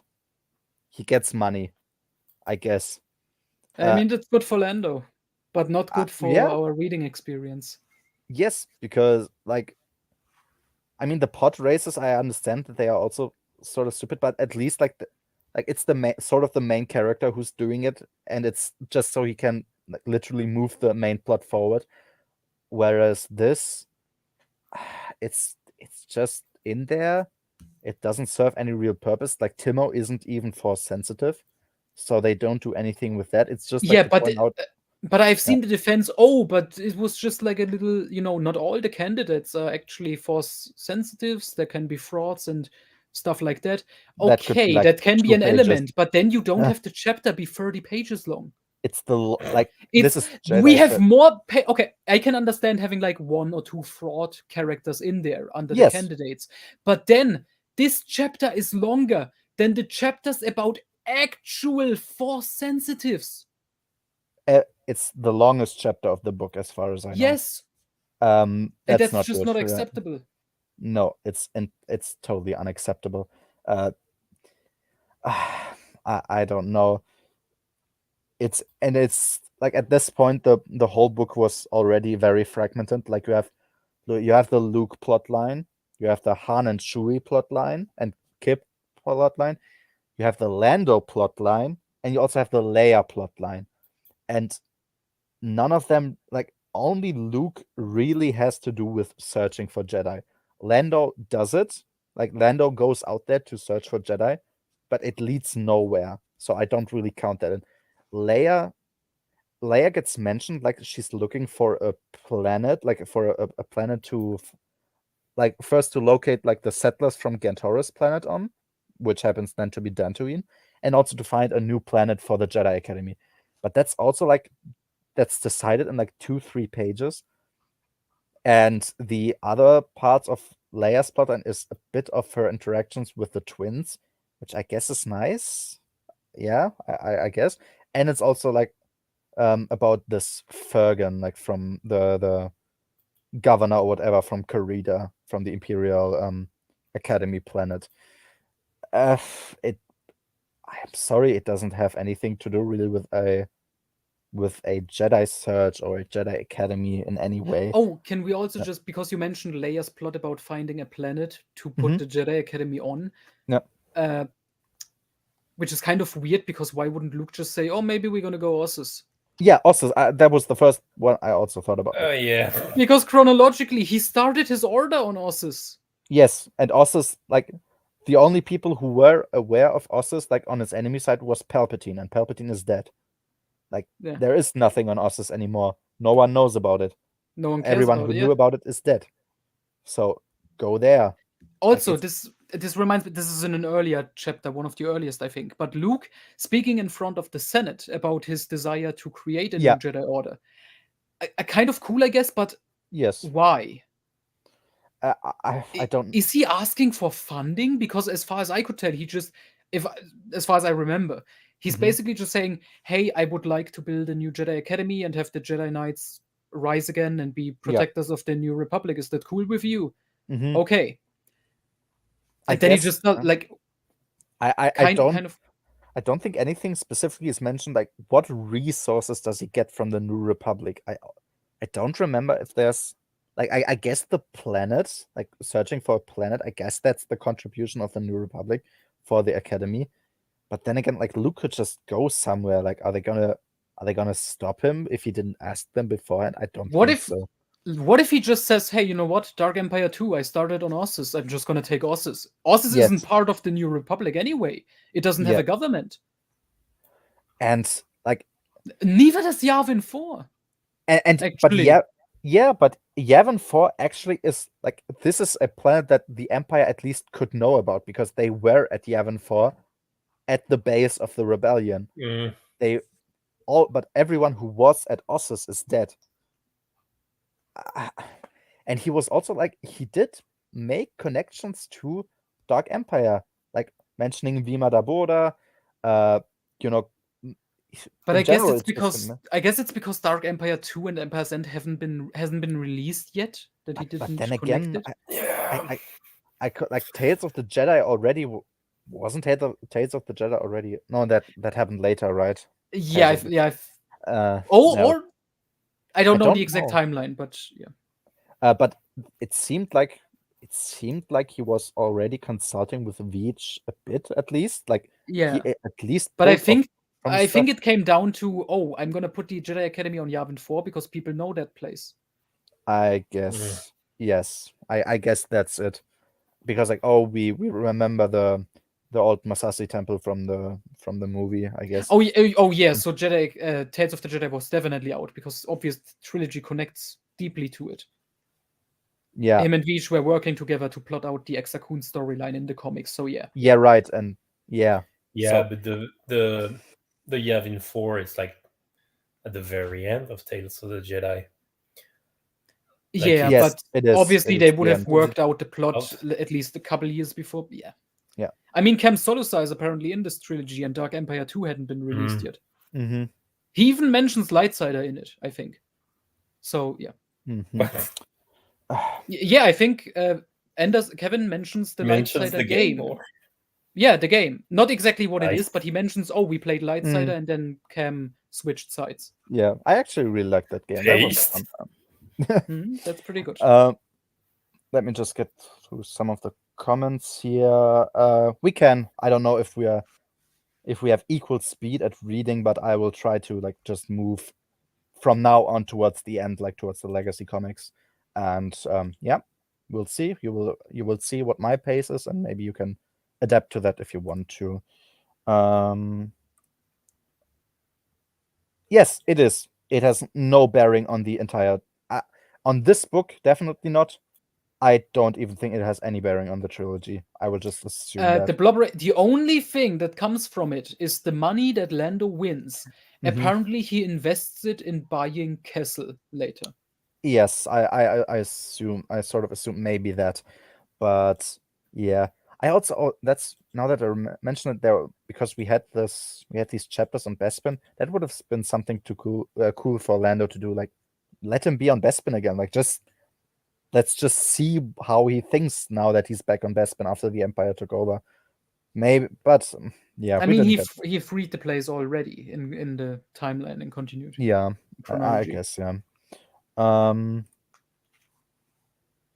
Okay, I'm gonna be gone for a few minutes. Gonna get something to drink. Be right back. Yep. That might actually be true. That blob racing is the greatest thing about the book. I don't think that's a testament of quality about the blob races itself. It's more like the lack of quality from anything else. Blob VFX. Blob VFX sounds. You could just straight up pull that from like the hub or something. Like blob VFX sound. Jesus Christ. It was nice to see Lando and Luke team up. Yeah, for like a dozen like for very few pages. You could have had that before. Like you didn't need to send off Lando on his own like tangent without any real purpose. Like at least not in this book, and certainly not towards the search for Jedi. That's true. I'm fine with that. I'm definitely fine with that. That's not any problem I had.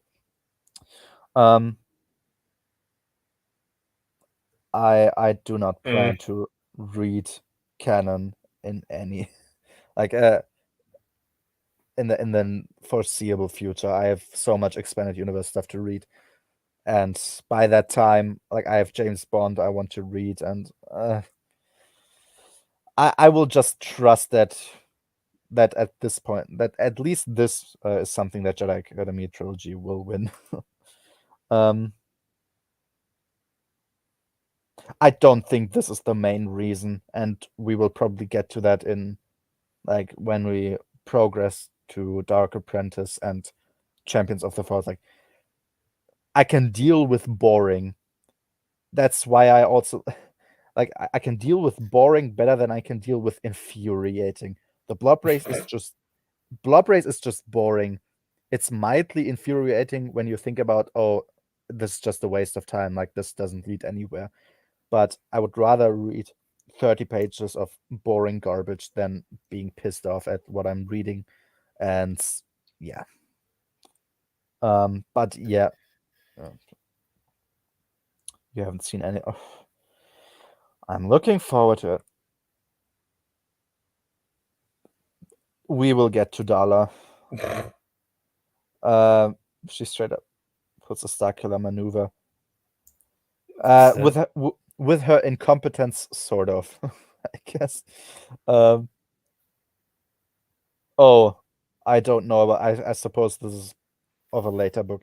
Yeah, Dala already. I don't remember, but I don't remember if it's in this book or later. But I think at some point the Sun Crusher rams into a Star Destroyer. That's and in then this book. Face stunts the Death Star prototype, because there's a fucking Death Star prototype in this. Yes, the Death Star prototype is also on the hardcover spine of my.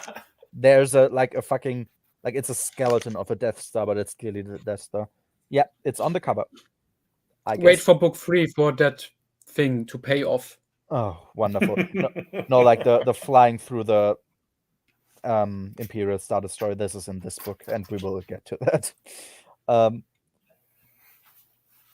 I guess yes, but it seems like they were already consulting on all of these, like to connect the stuff of KJA with Veach, and I don't know, man. Like if you already come up with this pretty interesting, cool planet that is empty and literally no one knows about it, just send him there. Yes, I can 100% say that Dala is worse than Starkiller. I don't know if that's controversial. I don't believe it is. Yeah, I love the interactions of Luke and Mara in the Thrawn trilogy. I am pretty sure I will have a field day with Dark Apprentice and Champions of the Force. They barely have interactions, so don't worry. I guess I can live with that, but literally the only thing I remember is Mara comes in, and she's like, "Look, I brought my own Jedi robe," and then she stays for a week, and Luke doesn't try to fuck her, and she's like, "Fucking idiot," and then she just leaves. And then Lando is trying to fuck her. Yeah, but she gets pissed off because Kip, or I forgot. Oh yeah, Kip also steals her ship. She steals her ship. So Mara she had a bad week. Yeah. At Luke's Academy. Oh god. Yes. So no, I thought like the Lando part, you still can send Lando actually searching for Jedi, and like I said, like you can have Luke being like mysterious places like this, where they need like a really respectable figure, like a moral figure to represent the Jedi, and you can have Lando like be in these like obscure places like casino planets or something, like very dark places, and he can do stuff there. You can still have him search for Jedi and actually find or have him go to Cloud City, like you said. Yes, or let him go to Cloud City. I think that would have been interesting. It was also interesting with Luke, but I think with Lando it would have been a bit better. But yeah, at this point, like this was just, it was too disjointed. It doesn't connect to anything sufficiently. Yeah. Yes. Oh, chapter 10. So chapter 10 is Leia being a bitch, like really being a bitch, and this is horrible. Like she talks with Winter. I think it might be the first chapter where Winter is present, and they have this conversation. Like Leia assuming because Han is too late, like he's due to his return from Kessel, and he hasn't come back. And Leia assumes that Han has found some of his old drinking buddies, and is now just like he's pissed drunk somewhere, and he doesn't want to come back because he's like afraid of his, like I don't know, like by the time the twins arrive, she also adds like he's afraid of his responsibilities as a father, and that's why he doesn't want to join. And bullshit. Like, I'm sorry, Han was the one who said don't go anywhere and just rest in the Thrawn trilogy when Leia was pregnant with the twins, and in Dark Empire when Leia was pregnant with Anakin. Han always said, don't go out there, don't go anywhere, just stay here, don't be stressed, get the baby, and be done with it. And Leia always was the one to say no. This being something that Leia brings up, like, oh, you're afraid of your, like, you're not responsible as a father. Lady, like, chill. Yeah. Like, I don't think she's irresponsible as a mother particularly, but if you want to make a case for one of the two, it would be done for Leia. Like, Leia is the one exposing herself to danger, and Han always says, don't do it. And yet Winter points out by the end of this chapter, like, if this were any other person missing, like, you would have assumed that something went wrong. But just because it's Han, you assume like he's doing some bullshit. Like he points it out, like she points it out, and Leia also sort of acknowledges it, like, oh yeah, maybe it's true. And like, why? I would assume like Leia, the first day he's overdue and he didn't come back, like she'll send the whole fleet and she'll fly out there herself and look for him. That would be in character. Yes, like send the whole galactic fleet to Kessel, surround it, and like, hey, where the fuck is Han? I mean, she does call Moff Duel later on. Those interactions were not satisfying between her. It should have been a lot more direct. Yes, and like even after this chapter where she sort of acknowledges that she's speaking bullshit, she still like later on continues to theorize that Han is just drinking. Why? I mean, she has a reason to believe like everybody in the New Republic hates Han. It makes sense that he would become an alcoholic. That is true. That is true. I would sort of acknowledge that. Like, yeah, okay, that's like the phantom pain from courtship is now. I mean, that would have actually been fun if Kevin was self-aware enough to like talk about this. Han knows the people in the New Republic hate him, so if he has the chance to escape, he does it. He does it. He like the first chance of just getting the fuck out of there and just drinking. This also makes me wonder what even is his role in the New Republic later, because in the Dark Empire he's like training the pilots, which makes sense. But then here on out, here in this, he's basically like a ambassador. Like but then later on, he's essentially the first lady or the first gentleman, I guess. I suppose. Because Leia becomes chief of state. But I don't know if he even has a rank. I know he's not a general anymore. Yes, I suppose he doesn't have an official rank, but everyone accepts him there because he's Han Solo, I guess. He's like the guy from the Republic. And I don't really get what the problem here was, because like what you were talking about, self-awareness, like KJA letting Winter tell that to Leia, like, wait, you wouldn't believe that if it was any other person other than Han. Like, it means that KJA understands what the problem is, but he still writes it in, and I don't know what to make of that. Like, is he a secret genius? Is this? I guess, idea? But I always wonder, like, these meta commentaries, almost like, oh, you're writing this in, but you also understand that it's bullshit.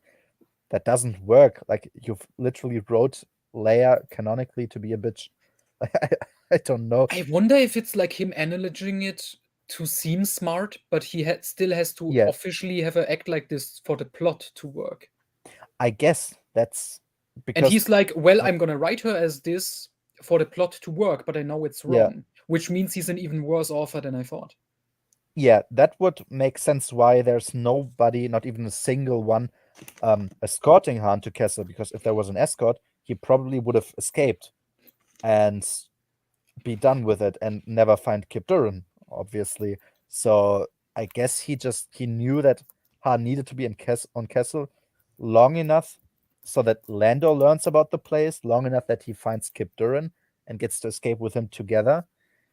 And he needed every reason to keep him on that planet, which is, I don't know, it's very clumsy, to say the least, let's say. Yeah, so in Chapter 11, I think Han starts with beating up some guards in the mines, because he's pissed. He realized that by now his the twins were already returned from Coruscant because of like their 2-year security, this isolation, and he gets pissed about that and he starts beating up the guards. I thought that was a nice character moment. I think that's in character. And well, actually, not according to Leia. According to Leia, Han is a terrible father. Yeah, he's a horrible father who doesn't want to return to his children and would rather do space cocaine with his buddies, I guess. But that was a nice character moment. I thought, yep, that's... Which then again makes me wonder, why make characters assume he is something that he clearly is not and never even really was. But for the plot to work. Yes, you have the plot idea and you have all of these problems and you're trying to weave in some form of explanation for them, but they don't really make sense. Yes, so they still haven't escaped. Like, it's been a few chapters already since they've been on Kessel, or like they don't even have any sort of plan. It was, and then just a little thing. There was this energy field, like that's what they use on their prisoners. There was an energy field that like makes you fall asleep, basically. Like, that sounds really powerful. Like, that could be a good military weapon, actually. Like, make a bomb out of that and drop it on a Star Destroyer or something, and everyone falls asleep. But it's never used again. It's it's a weird thing, right? You can like, you read these things and you think, oh, that sounds really useful and like it's gonna be really powerful, and you immediately know that it will never be mentioned again. Same with like the mind control gun from Culture of Princess Leia. It's like, oh, that sounds very fucking useful. You should probably mass produce that and hand it out to every single one of your soldiers. And I know you're not gonna do that. Well, that has the excuse of like the Haytons being a bunch of like reclusive assholes who probably wouldn't give it out. Which I is guess somewhat of an but this, Yes. So that was chapter 11. There was nothing really more to say about that. Yes, chapter 12 is Streen, like the Bespin chapter with Streen.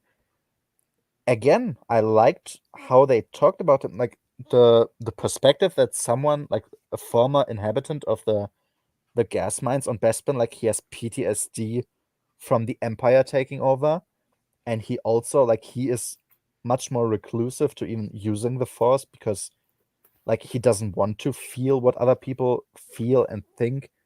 I thought that was very interesting also, and that could have been explored more, but the actual actually convincing Streen to leave Bespin, that was off screen. Yeah. I don't know why. Like, make that a 30-page chapter. I would have accepted that. And it's a shame because Streen is an interesting character. He's like this social phobic, autistic, like loner. That's good. Yes, that is good. Like, there's some interesting stuff. Like, you can make Luke, like, slowly, let him approach the Force, let him feel comfortable with it, like, and also feeling other people's feelings. Oh my god, I don't. Is it in this book when Luke, he brings Streen along to Coruscant when Luke meets Leia or someone on like a rooftop, and he just leaves Streen behind with a bunch of strangers. Yes. Like this deeply autistic person who's like very uncomfortable talking to people, and you just leave him alone. That's something that I mentioned later on, because you have a chapter where Leia goes with a twin, like goes onto this rooftop with the twins, and I think only Streen is there, and like that's incredibly irresponsible to go up with your 2-year-old children, no security guards, and there's just this weird guy who doesn't like the Force. You don't even know if he's a good guy. Like, he could be a fucking sleeper agent. You're just going there to this dude with your 2-year-olds. Now we're gonna trust Luke's word. Yeah, I guess Luke has never made any miscalculations, I suppose. No, but I forgot to mention this, but yeah, this is the way he treats Streen, and this also factors into him being a terrible teacher. Why does he? Like, he has like Streen is like the closest to a special needs student. Yeah, basically. It's sad.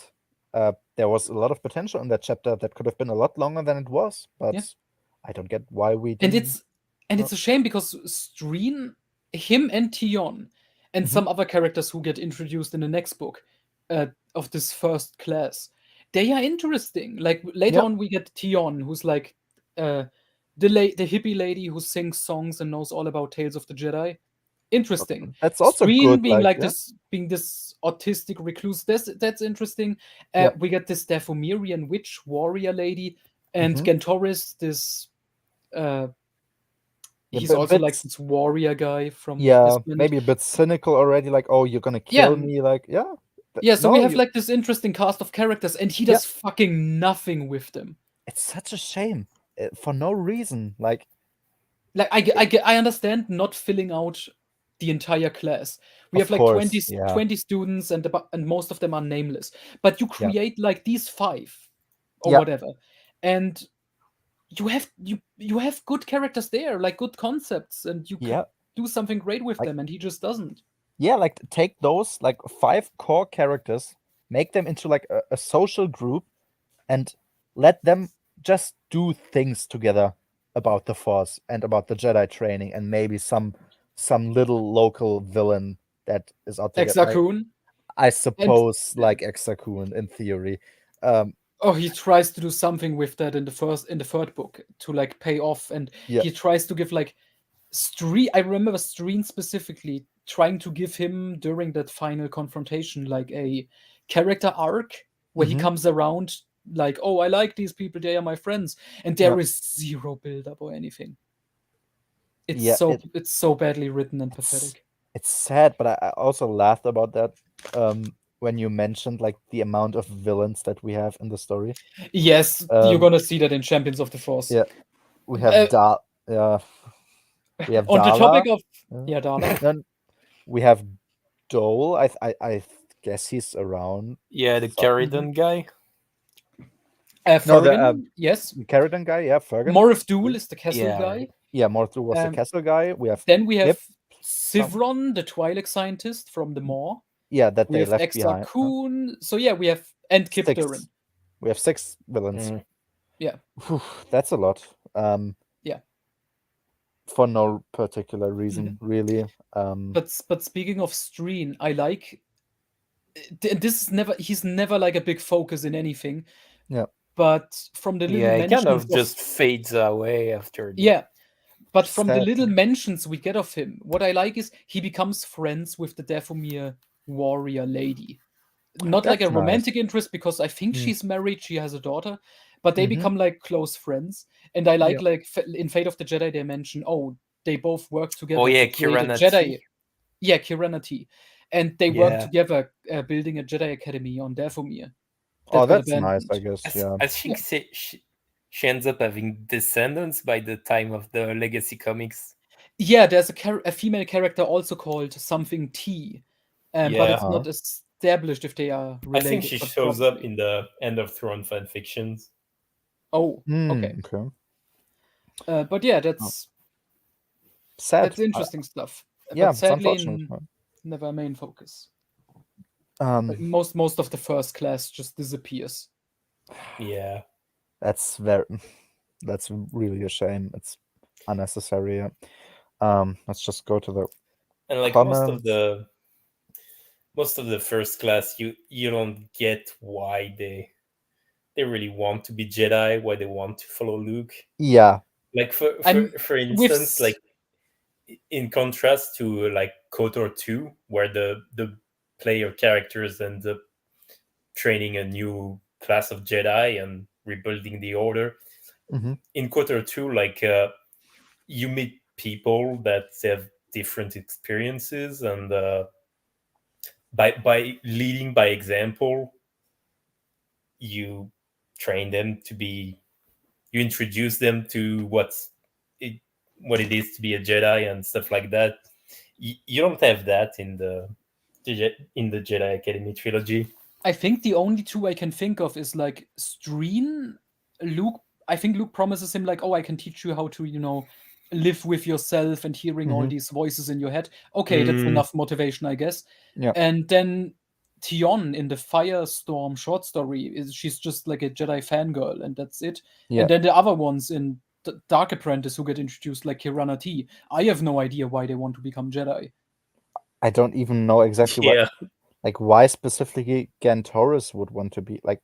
Do we have a real reason? Like he does. He's like, well, okay. He told me I have the Force. Well, I guess I join his order. I guess. Yeah. Why not? I have nothing better to do. I suppose. My planet is fucked anyway. I guess. Yeah. I think you'll be infuriated with the next 2. Oh, we had that. I think. Worse, much worse. It gets worse. This is the best book. This is the best book in the trilogy. Remember that, like, with every point we make, this is the best book of the trilogy. Remember that.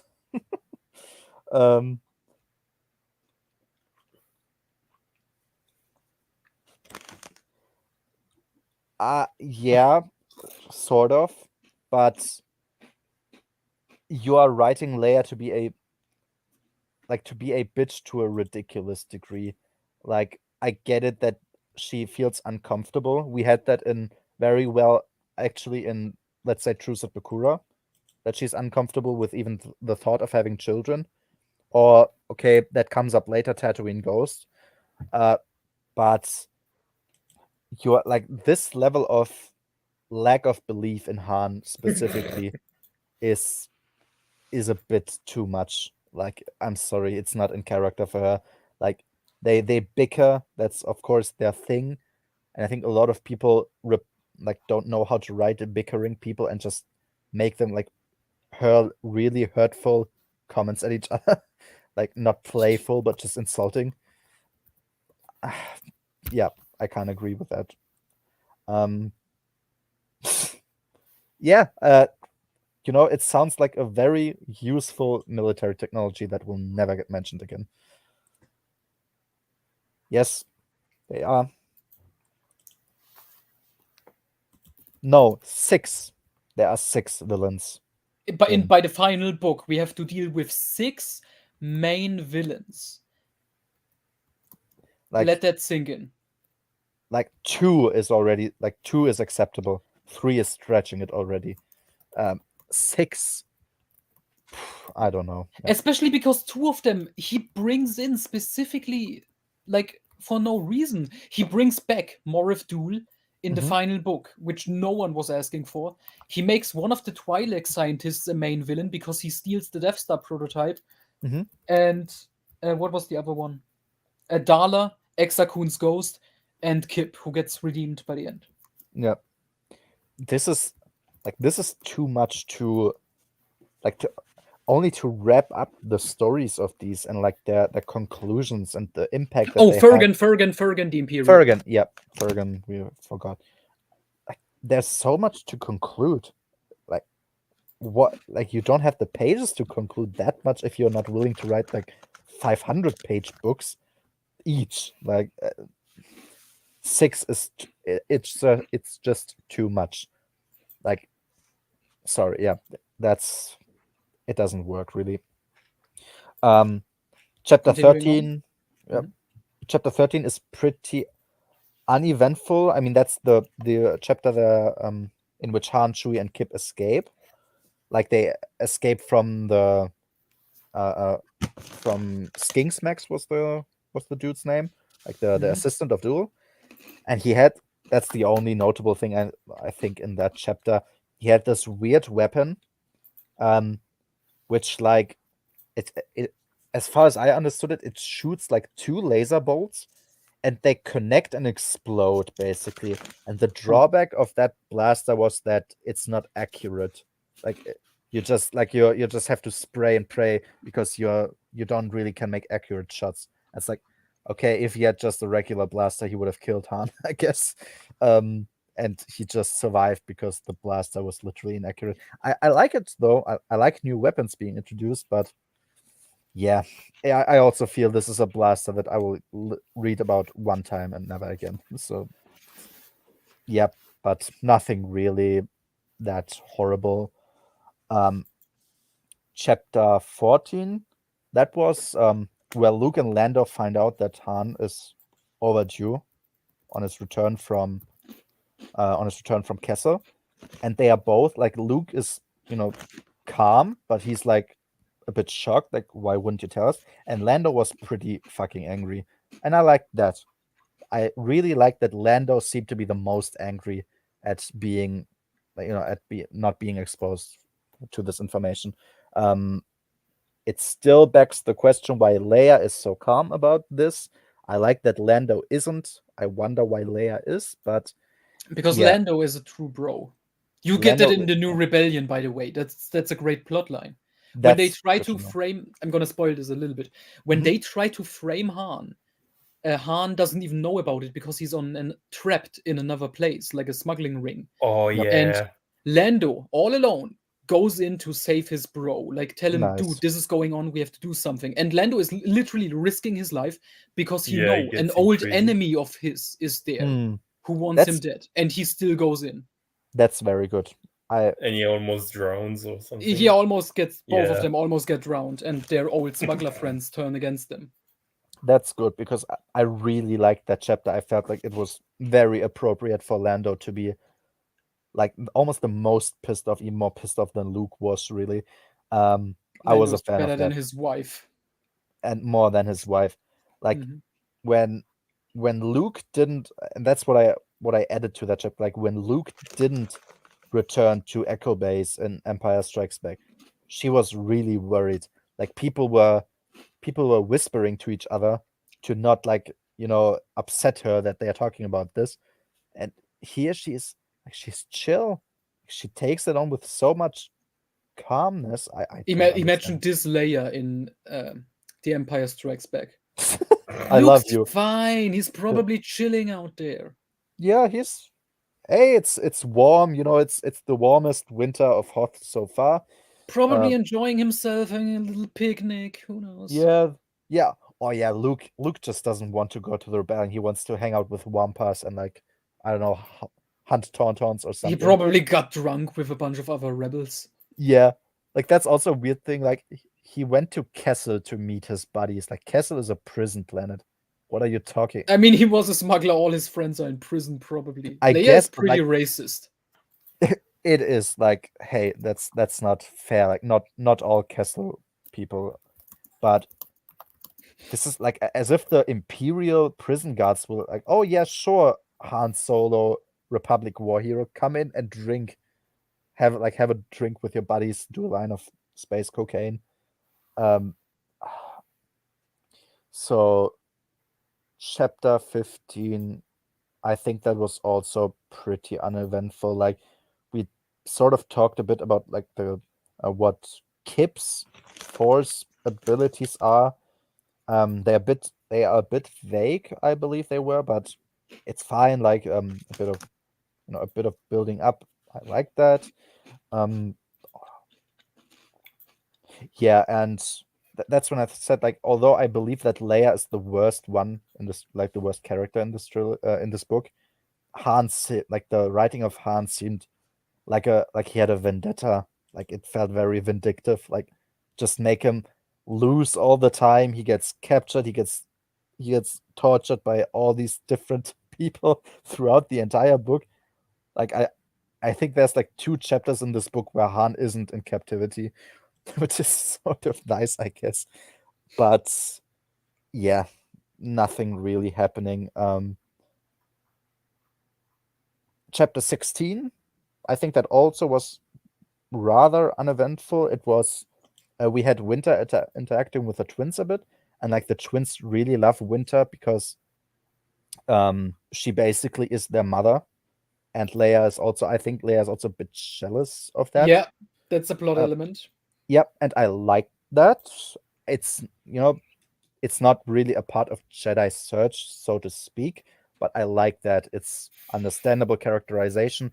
I like Winter being shown as like, pretty responsible. I think Leia even comments on that. Like, Winter usually is very calm and professional, but she almost seemed like a bit sad herself that now that the twins aren't on the secure planet anymore, she's not going to see them as much. I like that. I like Winter. Yep. Oh, wasn't it in this book when Luke is visiting Leia and he's like spending time with the kids? And yeah, he did. There's this moment where he picks up Jason and he's doing like Yoda impressions. Oh, that was chapter 14. Yeah, I forgot to mention. Yeah, I remember I wrote that down back then because I thought, you know what, this is actually pretty nice. That was seeing like very good. fun Uncle Luke doing like Yoda impressions. That's nice. And like he picked up Jaina with the Force and like let her swim through the air and something. That was. And then he picked up Jason and he did his Yoda impression, and it's like, oh, this is not the Force I'm feeling here. Leia, you have to take care of Jason. This is the future Sith Lord Darth Kaitis, by the way. Oh, please stop. Shitting his diapers.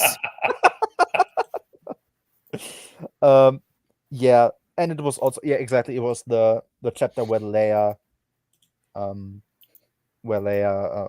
went to the skyscraper where Streen was on alone with her twins without security, which was weird. Like this random dude, he could have just thrown you all off this roof. Or maybe he was contemplating suicide. Oh, yeah, he was like looking. He was like looking down there and just like, this is. Like, this will make the voices in my head disappear. Yeah, like isn't Coruscant like the worst place for someone like Streen? Like, yes, because it's one of the most populated planets ever. It's like densely populated. There's people everywhere. They're speaking and feeling all different stuff all the time. The planet literally never sleeps. Yeah, it legit is the planet that never sleeps. Yes, but the chapter was uneventful, but there were some nice, some weird moments. Let's just check some of the comments. Yes, it's like, look, I know Noah is not a fan that I'm going to mention that, but take something like Lord of the Rings. Like how many antagonists / villains has Lord of the Rings? and this has like that has a lot more. And it's not just 6 villains in the book trilogy, even though they are established like in the first book, or well, most of them. Yeah, not the final book specifically. You get end fight after end fight after end fight. Exar Kun, the big bad, gets defeated like not even halfway through book 3. Yeah. And he only got introduced halfway through book 2. He's less in this than fucking Morith Duel. Yes. Yeah, there's like on the surface level, there's too much. There's too many characters. There's too many villains specifically. There's too many plot threads. And if you go a bit deeper, you just see, oh, there's not even enough. Like there isn't enough story, enough justification for all of these things happening. Yeah, it's too much. What chapter? We just did chapter 16, so now we are chapter 17. A lot of chapters will be pretty uneventful, so we're gonna like it's not gonna take too long, I believe. Good, because I'm getting tired. I understand. If you want to drop out, you can. I will finish it. Go on. I want to finish this as well. Yeah. Boring and uneventful. Yeah. There are good, like we said, the chapter with Streen. There was a very good chapter, but it was like the essential part of this chapter was off screen. It's sad. It's sad mostly. Shut up, Sivert. We're at chapter 17. Sivert, did you miss the part? Was Sivert still on when we talked about Luke being a terrible Jedi Master? I don't think he was. No. Oh, he has to go back and watch it. It was glorious. It was wonderful. We had a great time. I should make my own like Star Wars Legends lore videos, and it's just like this type of stuff. Oh my god! Like the between the lines. Luke fucked all of his female.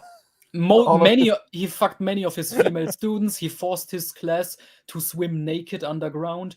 When one of his students died by accident, he just shrugged it off. Like he's a major scumbag. Yeah, his most teaching is like having the hippie lady in his class sing songs and play the guitar. maybe there's smoke weed too. Teacher. Yeah, Spider-Man 3 and Spider-Man 3. Like, what did we have? We have Harry Osborn, Sandman, and Venom. Like, what the fuck, man? It's even more here. Yeah. And Emo Peter. Yeah, okay. No, he's the clear hero, I would say. Chapter 17. That was the chapter where they escaped through the maw. I thought it was interesting, like the way they described Kip feeling basically what the correct path was and how they described like how the maw looked from the inside. I thought that was pretty interesting. I like. Oh my god, you reminded me of that scene and how it would be awesome if like, is there a fan fiction where Kip, instead of feeling like the way to the maw installation, he feels the way to Abeloth's planet? To Abeloth. That would have taken a dark turn. I heard that, like, like someone on the Discord mentioned that. Oh yeah, I think that was me. Yeah, it's probably you. Like, oh yeah, Abeloth was hiding there. I'm like, what? Abeloth is in this thing, and and everyone like, yeah, like what? Like, okay, she could have just lured Luke and Lando probably in there and just killed them. And the people at the Moins, like the only thing she can literally do anything as far as we know. Yeah. She could have easily got one of them there with the Force, like calling out, and then just stole a ship and got off. But apparently there was something about, she couldn't leave until Centerpoint Station was destroyed. And that is wonky as fuck. Yeah. I don't even think that's well explained at all in Fate of the Jedi.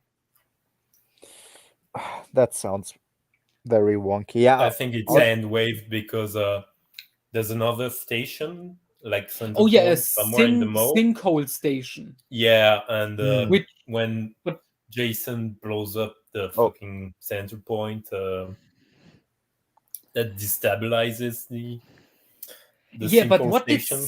But I don't think Sinkhole. But it's also weird as fuck because on Sinkhole Station there's a bunch of random Force users. Yeah, there's some fucking disciples of Ragnos there from Jedi Academy. Yeah, and I don't think the sinkhole station has any like weapons, or how do they keep Abeloth in check? Because as far as they're using sinkhole station.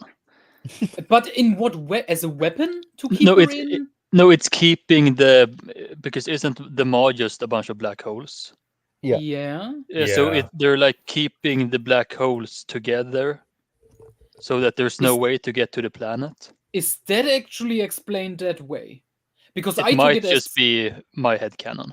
Okay, because I took it as center point is like a gun, like aimed at Abeloth if she tries to get out. Yeah, but center point also keeps sinkhole going. Okay. I think they say something about that in Abyss. Yeah, okay, but this is really wonky shit because it was a retcon. And I was insanely confused because when Luke goes to sinkhole station, doesn't he like have some out of body experience meeting Abeloth? Oh yeah, he travels beyond shadows. Yeah, that's that was actually good when I read Abyss, because I realized what this power is. It's essentially you leave your body behind and become a Force ghost, and you can travel anywhere in the galaxy apparently. Yep, and it's also when Troy Denning's inability to explain anything works, because it's supposed to be mysterious. Yeah. So bad that it's inadvertently good because it's not supposed to be explained. Yeah. So I guess I'll just continue for now. Chapter 18. That's when Luke and Lando land on Kessel. I was confused by that. Like nobody, like Morith Duel, sure, he maybe doesn't really keep up with politics, but it was weird that no one there knew who these people were. Like, because Lando's thing, of course, is that he actually has 500,000 credits from the Blob race, I think. And he pretends that he wants to invest into Kessel, and that's his justification for being led around the whole planet by Duel. And Duel has no idea who either Luke or Lando is. And I don't know, I found it that doesn't work. Like with Darla, it's stupid that she's completely cut off in the Maw, but okay, whatever. But that's I can yeah, buy that's it. an explanation at least why she doesn't know who these people are or what has happened in the galaxy. Yeah. Morith Duel should know Lando and Luke both equally are heroes, especially Luke. But Lando, he should probably know even more because Lando has like a history with the criminal elements. Exactly. Like Lando is an infamous, also like smuggler, sort of criminal. He should be known in the underworld, at least, if not even for his heroism. You will recognize he's a well-dressed man with a mustache. Like that's Lando. Like that. Yeah. But Han Solo, like, okay, with Han, it wasn't really a problem because they knew that this was Han Solo at some point, at least later on. After they shot him down.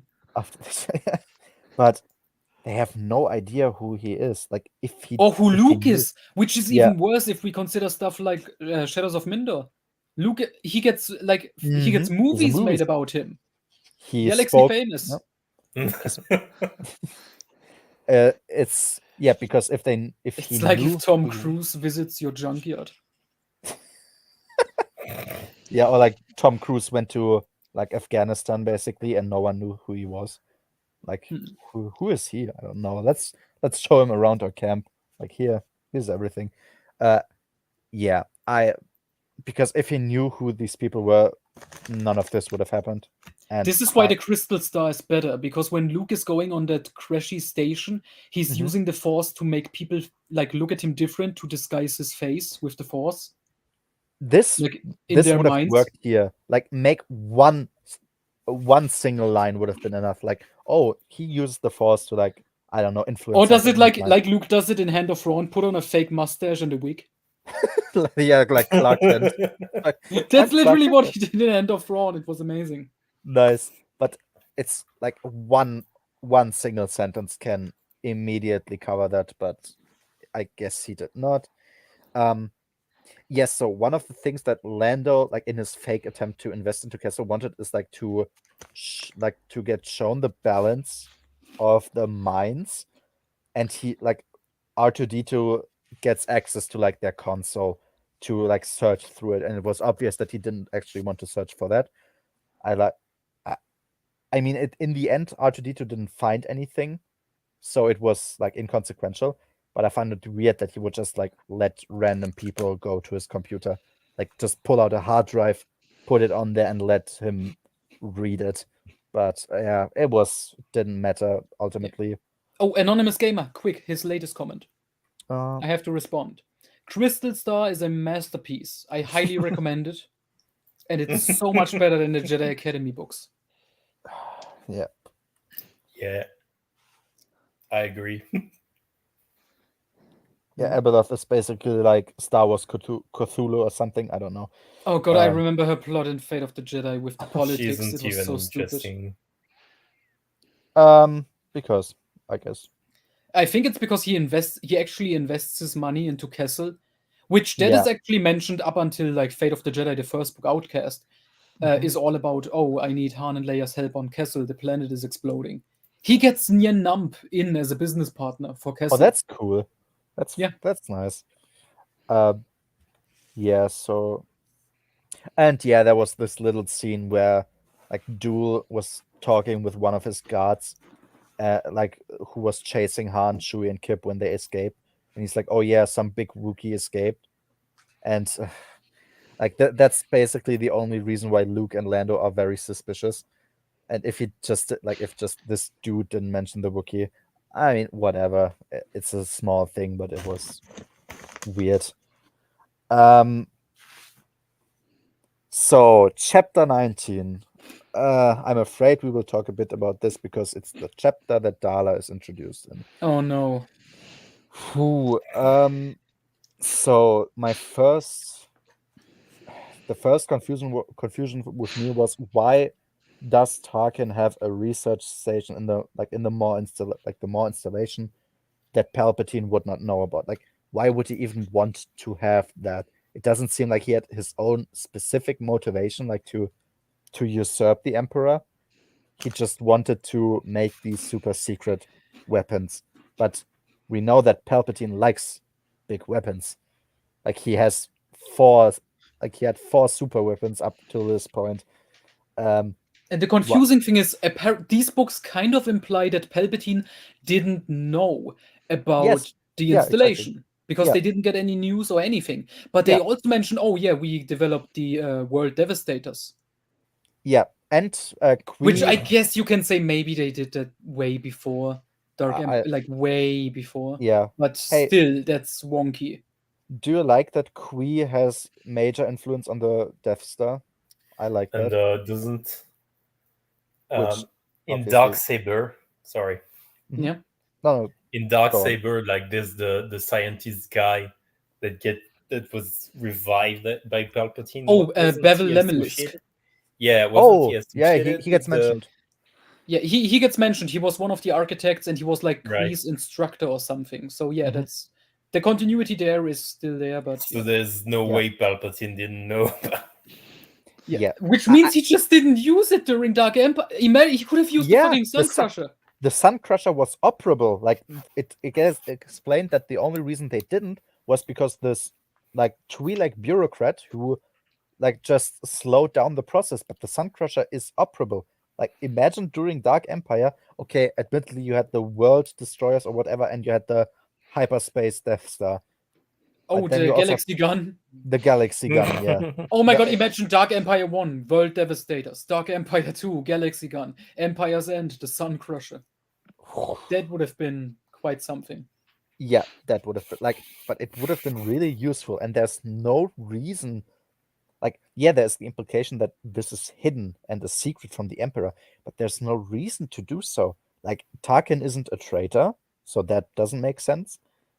And it would have been a lot easier for them to orchestrate everything if they had like a direct link to. And like we said, Bevel Lemelisk was like the teacher of Qui. Like, Lemelisk worked on the Death Star prototype that's there. He should know. And he worked with Palpatine, so Palpatine should know all about this installation. It makes no sense that he wouldn't. I don't get why. Like, it makes... I mean, I can buy Thrawn not knowing, because Thrawn isn't, obviously. like... He wasn't around. Yeah, but with Palpatine, it's just like, he has to know about this, but for some reason he just doesn't contact them and makes no effort to like absorb their shit. Yeah, I have no idea why that would be. And the Sun Crusher itself gets explained. It's invincible, it's invisible, and the super weapon in it gets used to like create a supernova that destroys an entire system. What is there to say about this? Like, the metal, and even Han even mentions that, like, there's this indestructible metal, like, later on when he learns about the Sun Crusher. Oh my god, I think they say it's something quantum. Quantum something. Exactly. That's like the material. Fucking... Like, it's bullshit. And Han mentions like, a squadron of TIE fighters made with that, like, that would be pretty strong. And it's like, I wonder why they never do that again, or never did that before. I bet you Thrawn would have done it. Instead of building a stupid Sun Crusher. Yeah, like, what? This is very, very... It's insanely strong. I don't know if I even buy, like... whatever. Sun Crusher, stupid. Tarkin and Dala being lovers. With Tarkin, by the time he met Dala, he was already pretty old, right? And he was married. Wonderful. Yeah.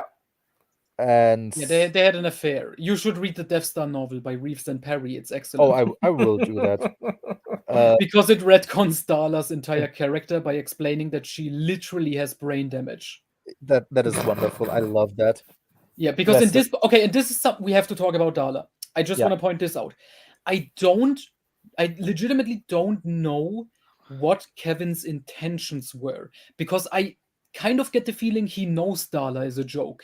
And he wrote her like that on purpose. It is, yeah. But then other times it's like, oh no, she's actually very great. Especially in Darksaber.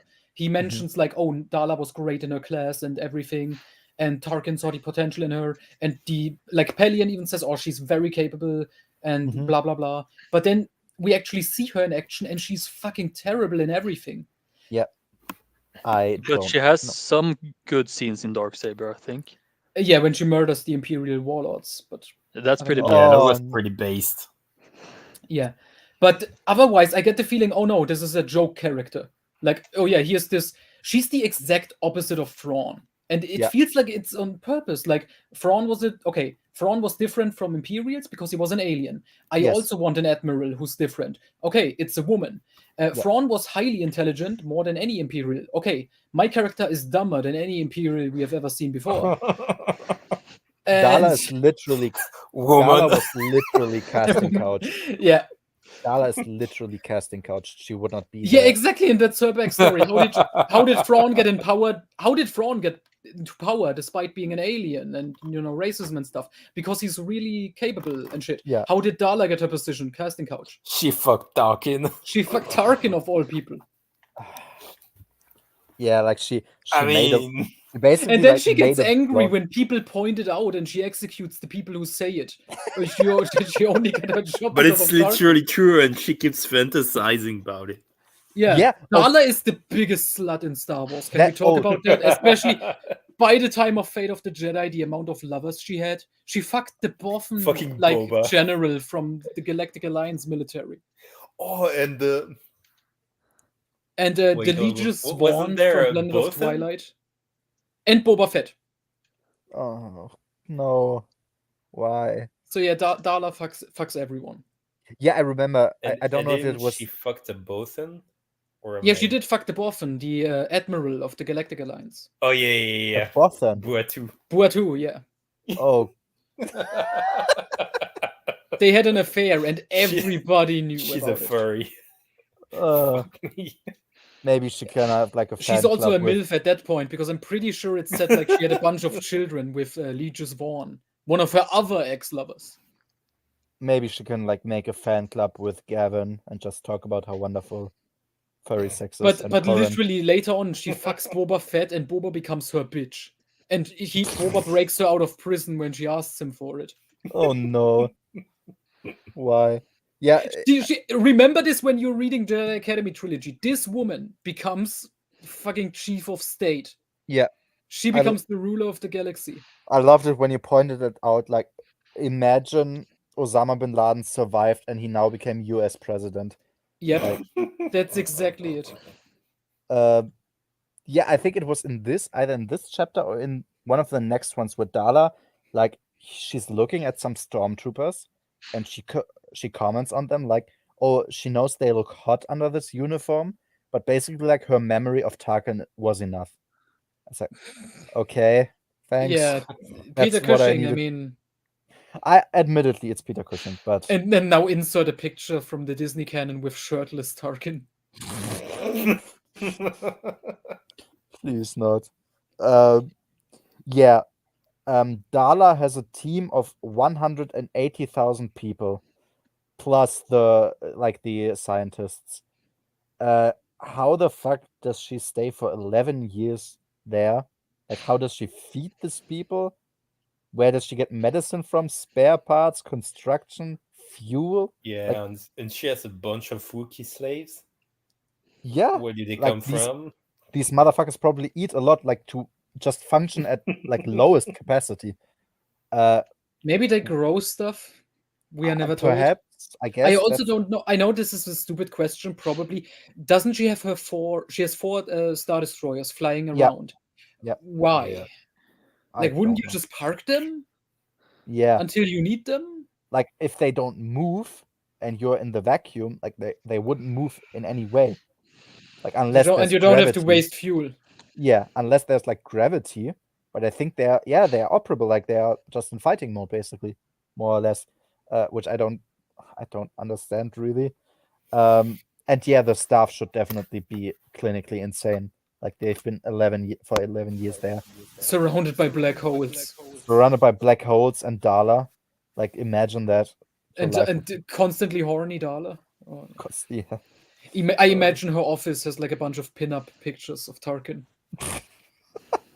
Oh, God. Like actually, or you're joking?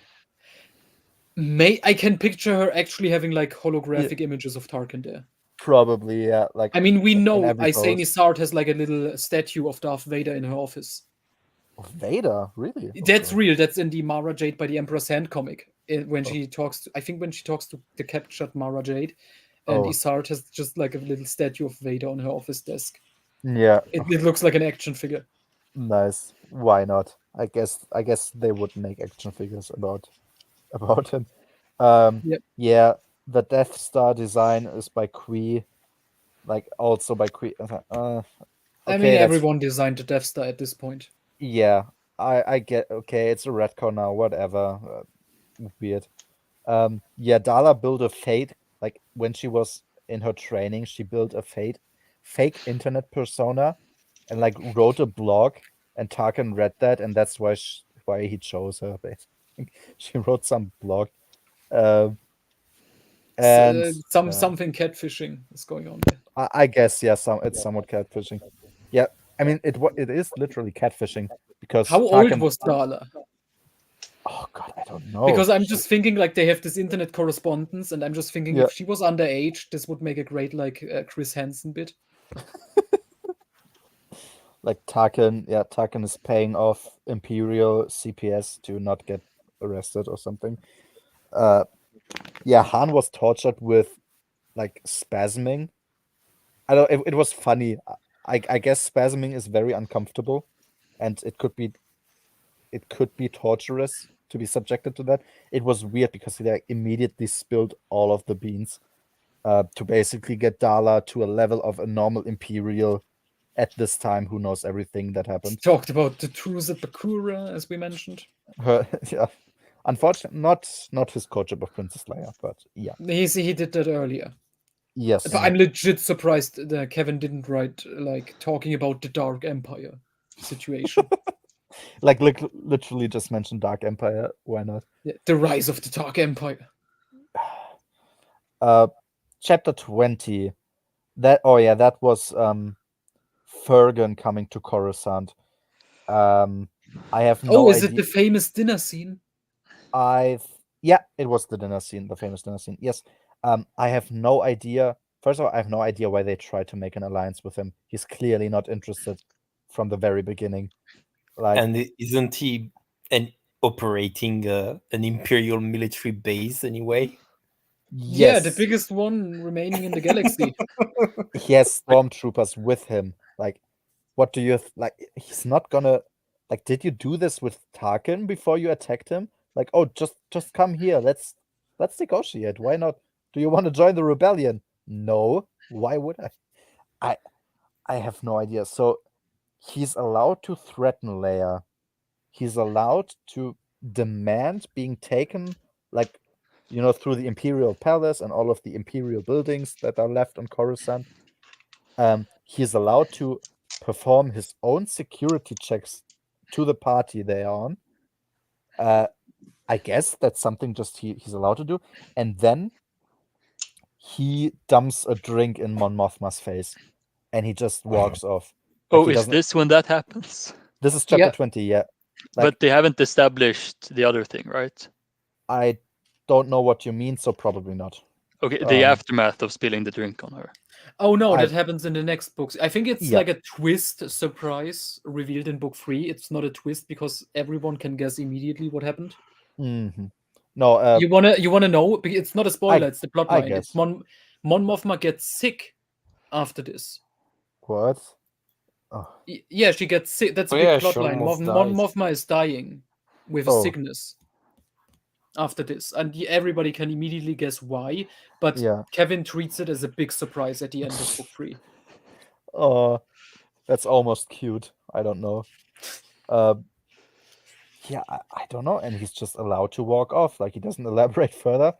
Dumps a drink and walks off. Like, at this point, just arrest him. Like, what's going to happen? Like, what's going to happen? Karita can attack, I guess. Yeah, but it is the biggest Imperial base. But they would do that anyway. I mean, they are still at war, aren't they? Like, I guess they just aren't fighting. So. Yeah, and they will. Yeah, obviously. Or they won't attack, but they will do other stuff. Wonderful. Yeah, that's that. No Jedi searching to be seen. Chapter 21. Okay. That's like Qui requested to interrogate Han herself. I don't know why she's allowed to do that. Because like it's established that Darla censors her reports for the scientists. Like, she only puts out the information that she wants.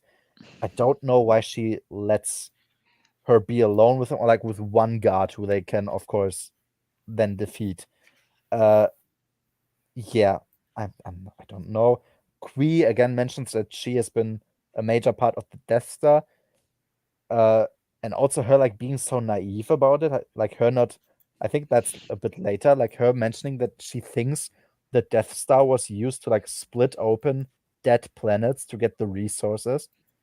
It's like, really? Like, and then this gets reckoned like, oh, it's just a facade, and she always knew. I didn't know what he was trying to do. Somehow I always knew. Somehow, yeah, it's like Oppenheimer. Like, oh wait, I built an atomic bomb and now it kills people. What? I didn't know that. It was weird. Kip was fine. This was the chapter where Vima Daboda was name dropped. I like that. Could have done more with her, but it's fine. It's okay. Yeah, the Sun Crusher, like the Sun Crusher isn't even like a Death Star sized thing. It's an ice cream cone. It's an ice cream cone the size of a single pilot like starfighter. What the fuck? Like, how? I don't even want to know how, but quantum. It has quantum stuff in it. It is quantum. Quantum always sounds very smart. And yeah, I actually laughed when I reread this trilogy like 2 years ago for my reviews. I laughed when they said, when Han said it has a quantum whatever outside, so you can't destroy it. Yeah.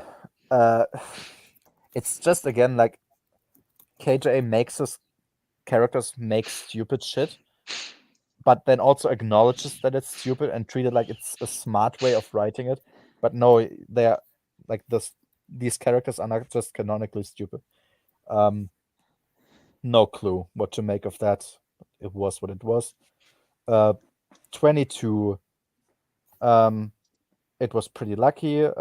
They got to inspect the Millennium Falcon, still without no one knowing who they were. Weird, I guess, but yeah, that was something that was done previously already.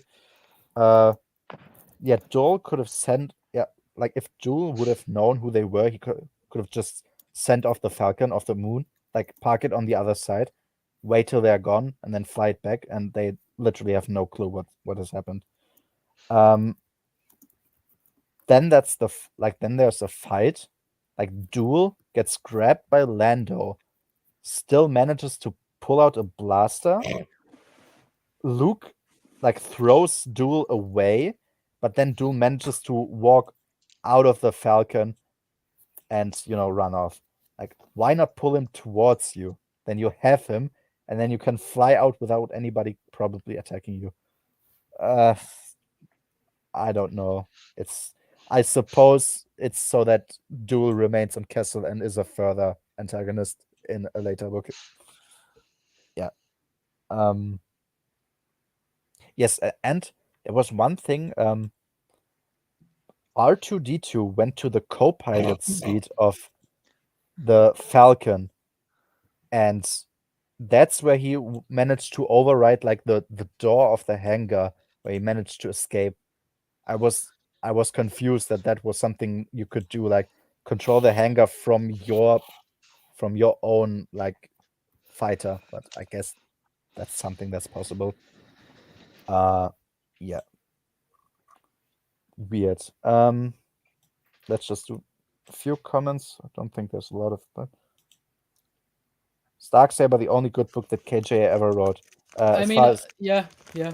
I like novels, Young Jedi Knights, but it's YA. Yeah, so adult novels, I've heard the same. It's the only good book. Because it's just like the original trilogy. I think that's all there is to it. People know super weapons from the movies, and that's why they do it. Yeah, I mean, Kevin also tried to explain, of course, an organization like the Empire would try to create more like destructive weapons, which, okay, I can buy that, but I guess at least be creative with it and do something like World Devastators. To me makes sense. These sort giant like they also have a use, like another use instead of just destroying. Like they can also make they are manufacturing. They are like, what do you call that? Recycling factories. Recycling factories essentially. Yeah. Which I think there's actually like a point in some article where it is speculated Palpatine's goal was at some point to also invade other galaxies, and the World Devastators would be useful for that because they can like recycle like the stuff in other galaxies and create more weapons and ships and stuff. Yeah. Like that makes sense, but something like the Sun Crusher is dumb. Yeah, it's just, or like the Galaxy Gun, like basically the Death Star, but in a sniper form, more or less. Yeah. The Darksaber is kind of funny because that ties into Kevin being self-aware kind of with the novel, because the Darksaber is a giant piece of shit. Like it's cheaply made by the Hutts after stealing the Death Star plans. It's stripped down to just the laser. That's why it looks like a lightsaber hilt, and that's why they call it the Darksaber. Oh. Okay. And it's cheaply made trash. And like Bevel Lemelisk, the designer of the original Death Star, he knows, this is gonna blow up in our face. I have to get off this fucking thing. And then they try to shoot it, and it immediately explodes in itself. That's funny. I guess. Yeah, that's funny. Is she hyped? I don't remember anyone. And Matt Wilkins hypes her up. Oh, okay. Remember, Darla is always falling upwards, and that's why she's great. What? That's Matt Wilkins' point. She's always falling upwards. She always gets hit in the face, but she gets up again and fights another day. So basically, isn't that also Pelion's point in Revelation? Yeah, it is. I think he has a quote about that. Yeah.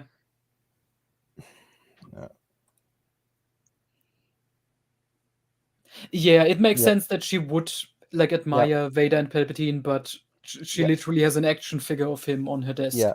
Also, Assad isn't stupid. She's just nuts. Yeah. Yeah. Darla is stupid. I think she is the dumbest female villain we have. That may actually be the case. Like I think Abeloth may be dumber because of her political plans in Fate of the Jedi. Because she takes over the body of someone and becomes chief of state of the Galactic Alliance, essentially ruling the galaxy. Mm-hmm. But then she also tries to get Darla to become chief of state of the Empire so that Darla can use the Empire to destroy the Galactic Alliance. Oh. Which doesn't make any sense and doesn't... That question is for you, I think. How is Darla brain damaged in the Death Star novel? A rebel fleet attacks the Death Star while it's still in construction over the planet Despair.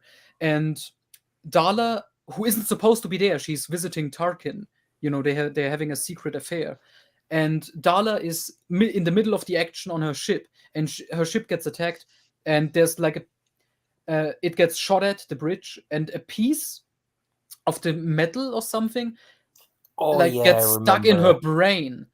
And then Tarkin, and then she's down, and Tarkin is like, oh no, she will survive it, but she will get permanent brain damage from it. And Tarkin is like, oh fuck, I can't have anyone find out that I had my affair, like this bitch here. So he sends her to the Maw and claims, oh, this is a super secret assignment. Just send her off to the Maw, and she has to wait until I reach out to her again. And then episode 4 happens and he dies, and Darla is stuck there for 11 years. 11 very long years. Yeah. With no idea about... Yeah, and she has no idea because she literally has brain damage now. That's the greatest. That alone is the reason that Death Star should be a top 10 novel for everyone. It does sound wonderful. Yeah, so let's just move on. We're on the finishing run. 23. Okay. Qui got the passwords like required for the reports really quickly, which is weird. Like, you already say her naivete was like a front and she doesn't actually believe all of this, but that means she would have been suspicious and she would have just cracked the code and like the passwords and get all of the information that she wanted. I don't know. And like, I think it's also a point, like the passwords weren't that complicated, which really sounded stupid. And I also made this comparison, like, oh, no one would attempt to assassinate the president. Like, that would be stupid. That's why no one is guarding him, because no one would attempt it anyway, right? No, it doesn't work that way. That sounds really fucking stupid. Yeah. And Qui, like her just not checking, or her being like blissfully unaware, or her being too naive, all of that's stupid. I don't know, make up some other reason. It's fine. She can be a bit evil, I guess, or she just cares about science, whatever. But or she's literally brainwashed. Yeah, because maybe. He tries to go for like for the brainwashing aspect, but not really. I don't get it. And Darla then in front of Qui says, yeah, they are gonna use like the Sun Crusher and all of their weapons to destroy the New Republic. So she basically admits that the purposes that she claimed all of these weapons have aren't the actual purposes, which is the only reason why Qui now goes with Han and Kip and Chewie. Whatever. It's stupid. Doesn't make sense. It's just to get the plot to happen, basically. Yeah, chapter 24 is where Leia contemplates about which planet to send the Praxium on. That's something I mentioned, is she considered Dagobah to be a planet. And she mentions that Yoda hid on Dagobah for centuries. Yeah, that's a mistake, which we discovered. Obviously retconned, or obviously a mistake, even by the the standards of A New Hope. That doesn't make sense, but whatever. It's just a mistake. Yeah, and you Leia. can say in universe, Leia was simply wrong on that. Yeah, I guess, but perhaps. Leia, like, yeah, it was the chapter where Leia kept being called by all of these weird people for stupid shit, like, oh, which music are we supposed to play on like this random government meeting? And at some point she just yelled.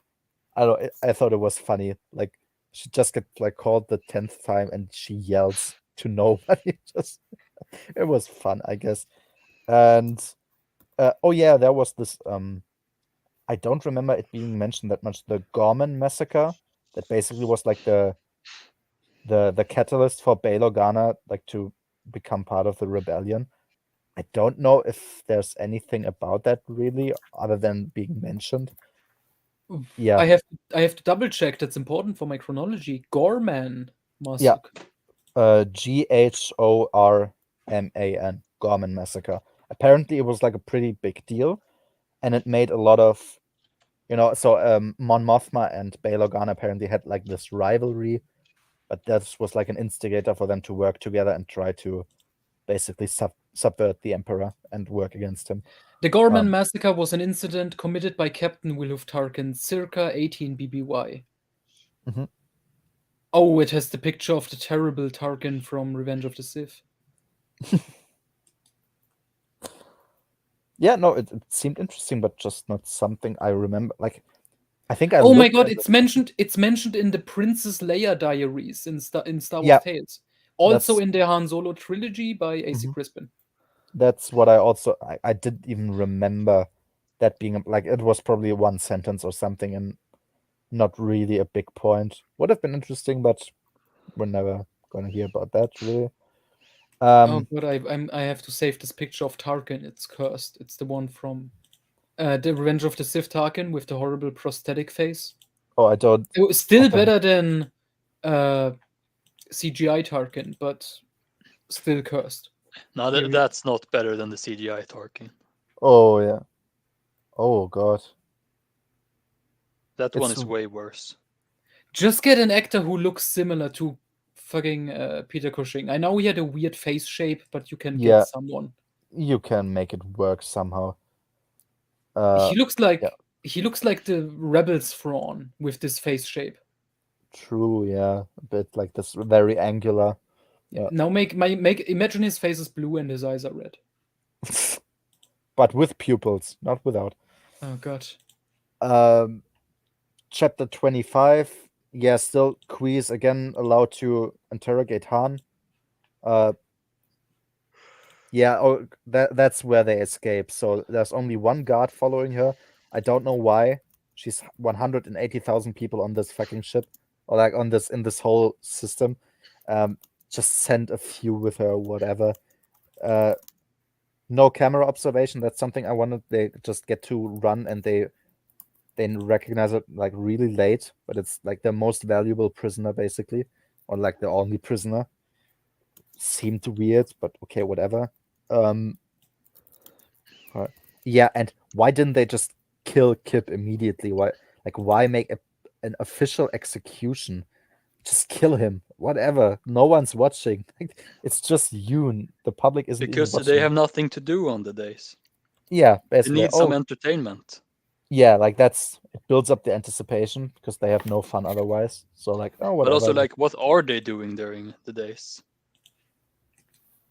I like when sailors stay on sea for too long and they don't meet their wives again. I probably that they just probably fucked each other or something because it's boring and there's nothing to do.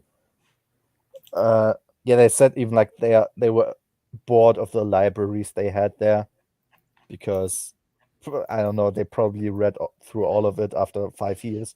They were bored.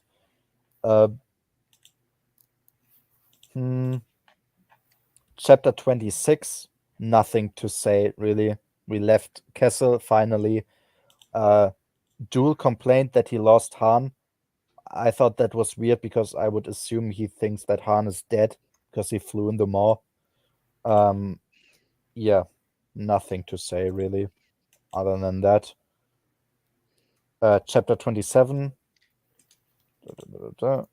Yeah, Kui basically was able to escape by Dala's stupidity again. She immediately figures out that she wants to take the Sun Crusher. Like at that point, you should just say, okay, let's do like a tractor beam on the Sun Crusher so it doesn't fly away. Because if someone is in there, there's literally no way to stop him. Because this is like the ship is invincible. You can't stop him. So like just let's make sure he doesn't go. No, they escape. And they like I think this was one of the first scenes where I really saw like, okay, Dala is like really dumb. Her only tactic that she has is try to block the way. Like legit send out dozens or probably like hundreds of TIE fighters and just hope he gets stuck or something. I don't know. Like he just flies through them, and that's the scene, Sivert, where he flies through the. I think you asked like that's where he flies through the cockpit of a Star Destroyer and sinks it. That's 1/4 of Dala's command gone in like 5 minutes. I mean, I guess you could say that she has never seen action before. I guess, but yeah, I suppose. So she's really in combat, or at least she hasn't seen it in 11 years.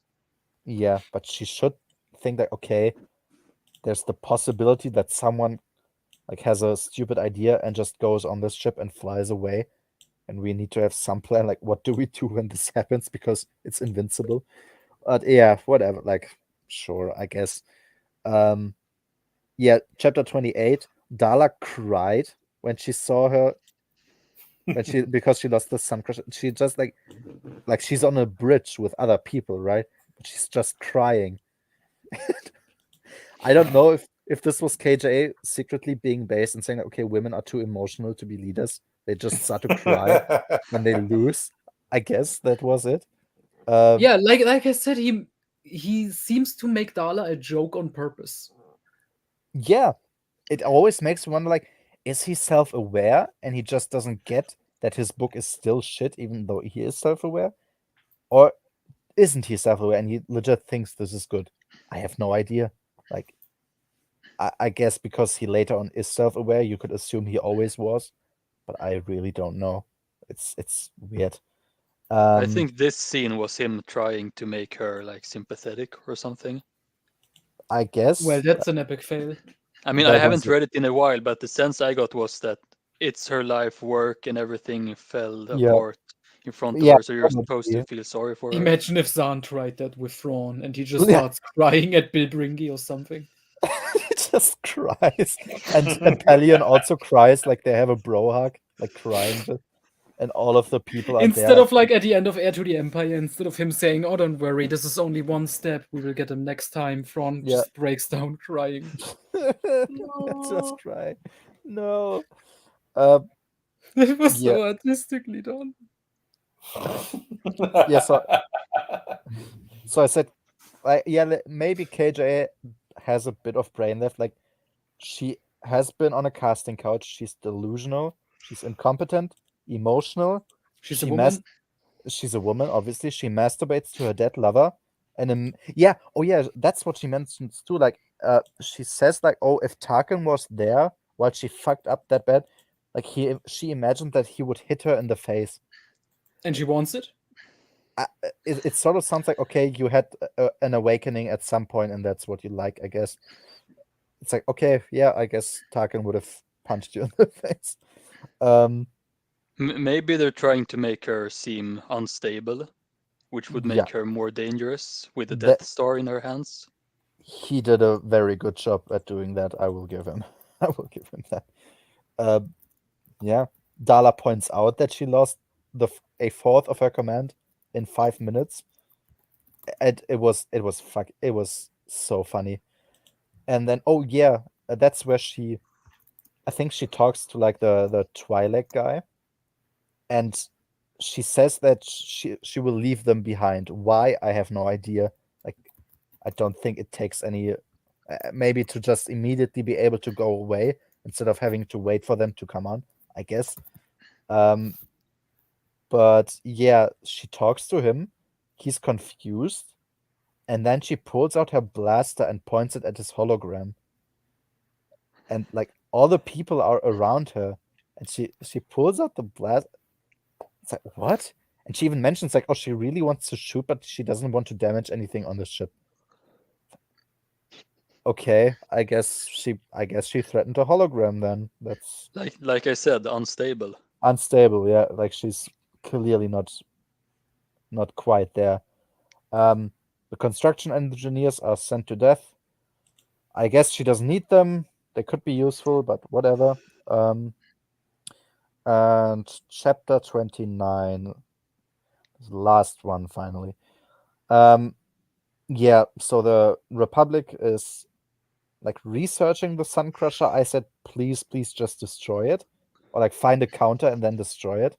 They are not going to do that. I know that, but yeah, I guess. Well, you'll see. It's not as stupid as you might think. Then I'll read on with an open mind, I guess. I like the reunion of everyone, like Han, especially with the twins. I thought that was nice at the end. Keep that in mind for the beginning of the next book, when he just shoves them off to C-3PO so he can ski with Kip. Thanks, KJ. It's fuck. Yeah, whatever. It's what it is. Yeah, Lando gets his money from the blobs and also from the countess or whatever, who gave him like 1 million credits for her husband. Sure, I guess. Yeah, Luke is going to the Massassi temple, and that's it. That's been Jedi Search. Yeah, we did it. We finally did it. We went off on a few like Denningverse tangents, so it we could have saved. We are still 10 minutes under 3 hours.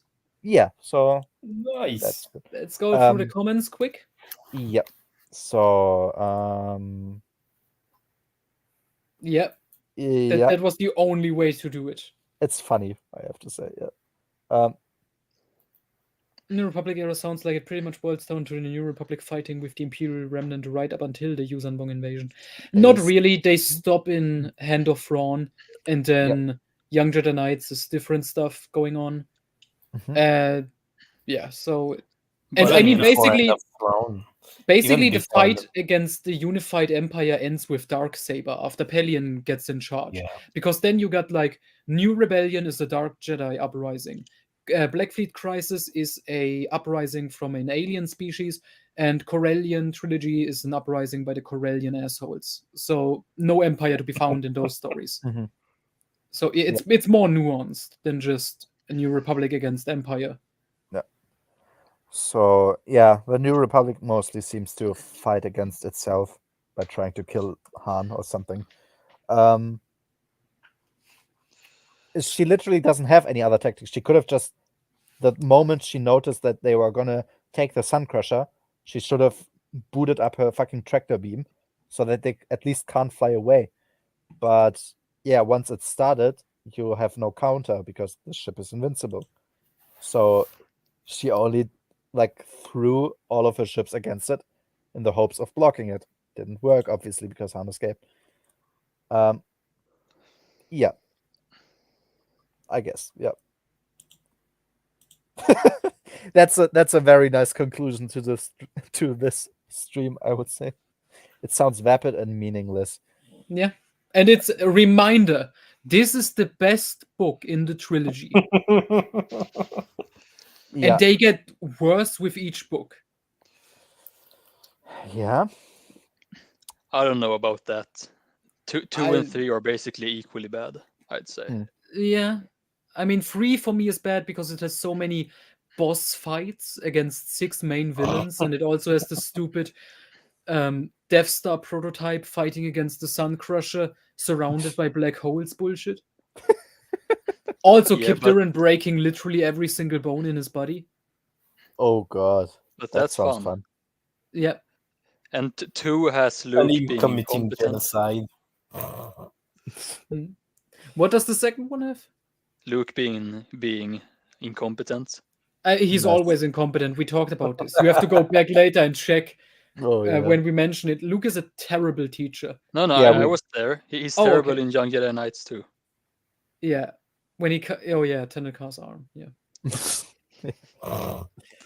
Oh god. Yeah. I'm trying to remember what else he did later on in the series, like against the Diversity Alliance or Black Sun. Did he do anything with Anya when he brought in like the literal drug addict? Did he do anything to help her? Yeah, he said some nice things to her, I think. It's something at least. But at the end, it was Lando who gave her a job and a second chance because he's the best boss. What happened to her? She never gets mentioned again. Well, that's too bad. Yeah, it's a shame. I mean, I get at least she's not in the Denningverse, so we can guess she just worked for Lando until she died. Nice. I think that's a good thought to have. Yeah, I gave this, like, after reading it, I gave this book 4 out of 10. I think I'll remain on 4 out of 10 so far. So you like it more than Courtship? You will regret this. I don't know. You have to. Okay, the one thing you have to say, Courtship is more. It's definitely self-aware fun, more focused and more self-aware fun. Whereas with this one, like we said with Darla, for example, we have to question like, how much of this is on purpose? Like, what was he thinking? Like, I can tell what Dave Wolverton, you know what he's thinking, even though you may not like it. Like, he's thinking, okay, let's just have a goofy comedy premise. I guess, and play that. But this one, I don't know. I have to imagine, Okay, let's say maybe subjectively, I could say I enjoyed this more simply because the stuff that was like bad wasn't as offensive to me as it was in Courtship. But I could say, okay, like when I try to rate the quality of it, like the objective quality of this book, it's tough to see. Yeah, it might. I think you will say it's objectively worse if you can look at it as like book 1 in the trilogy compared to the standalone that is Courtship. Because then you need to read the rest of this trilogy to really get it, how bad this really is. But yeah. I mean, is Courtship about a courtship? In theory, like it's also like it's the one thing it advertises itself on. Like it's the book where Han and Leia get married. Well, yeah. It's more about the journey to get to the wedding at the end. Yeah, it does. Like it doesn't. I don't know. I just think it's not like specifically. I also thought like you can very easily like swap out the parts. Like let's say that I didn't like, and still essentially sort of make the same book, but just with different like character relations. Basically, I don't know. Let's say, oh yeah, we have this planet Dathomir. And there's like this dude, Isolde, and he wants to marry there. And it's like, okay, no, like let's find you a wife. I don't know. Let's just go on this planet. There's hot women there. Let's find you a wife or something. I don't think in the way it was told that Courtship needed to be told, but I can understand like it being like people liking it more than this because this will have influence on a trilogy and also like books beyond that. Whereas, because Courtship, even if you dislike it, it's just like this is the goofy little story, the goofy comedy story leading up to Han and Leia's wedding. They had problems and everything, but it doesn't have that much of like a big impact, even though it introduced a lot of lore elements. Yeah, like Jedi Academy trilogy. This is supposed to be the big fucking trilogy. The story how Luke founds his Jedi Praxium on Yavin 4. Yeah. I think and it's pretty much entirely skippable. Sorry. Yeah. The problem is also I try to like be like I also try to imagine, okay, at some point I will have to rate a lot of other books that are probably a lot worse than Jedi Search. And I don't know like how the hell am I supposed to fit all of them if I'm only making out of 10. But I guess, like now that we also talked about it, I think I could make like objectively probably more like a 3.5. I also had this talk with Marcel yesterday, like, oh, what 4 out of 10 sounds really good for how much you shit on this book. And like, yeah, I think I can go down to like a 3.5 if I talk about it. I guess, yeah, probably a tendency to 3. I still liked it more. Like, I liked reading it more than Courtship, but I guess I could say like, okay, maybe it's more like a 3, like 3.5 maximum. Yeah, yeah. I think that's fair. What you guys brought up. Let's just quickly do this. I guess. Look, I made the same decision. I usually wouldn't have read it, but I just said, I'll read everything once at least, and if if I do a reread, I will of course only reread the things that I enjoy, like make a curated experience from beginning to end. Yeah, but I think that's a good way to do it, and that's not the way I did it when I created my channel. Because I had already read most of the books, and then I had to go back to the big reread of everything in chronological order. Oh, yeah. And I had to suffer through the Callista trilogy twice. Yeah, that's something I am afraid of. Like, okay, at least Courtship is a quick read, and I'm like, I can finish it very quickly. But if I can give you any tip right now, start making reviews of the books you've already read until now, while they are still fresh in your mind, because you're going to regret it later on. Yeah, I think the only ones I really don't want to reread are Cestus Deception, because it's so fucking boring, but I have no idea what happens there. I need to reread that. Like other stuff, like the Clone Wars multimedia stuff, or Labyrinth of Evil, like I love rereading that. Something I was weird on was like Shadows of Mindor, and I have no idea what happened there. I would have to read that again. Courtship, I might do Courtship, like that is relatively fresh on my mind, I think. That I could do probably, yeah. But yeah, I agree. At least I didn't read that much that I hated. Like, geez, you went through Callista and then you went through Callista again.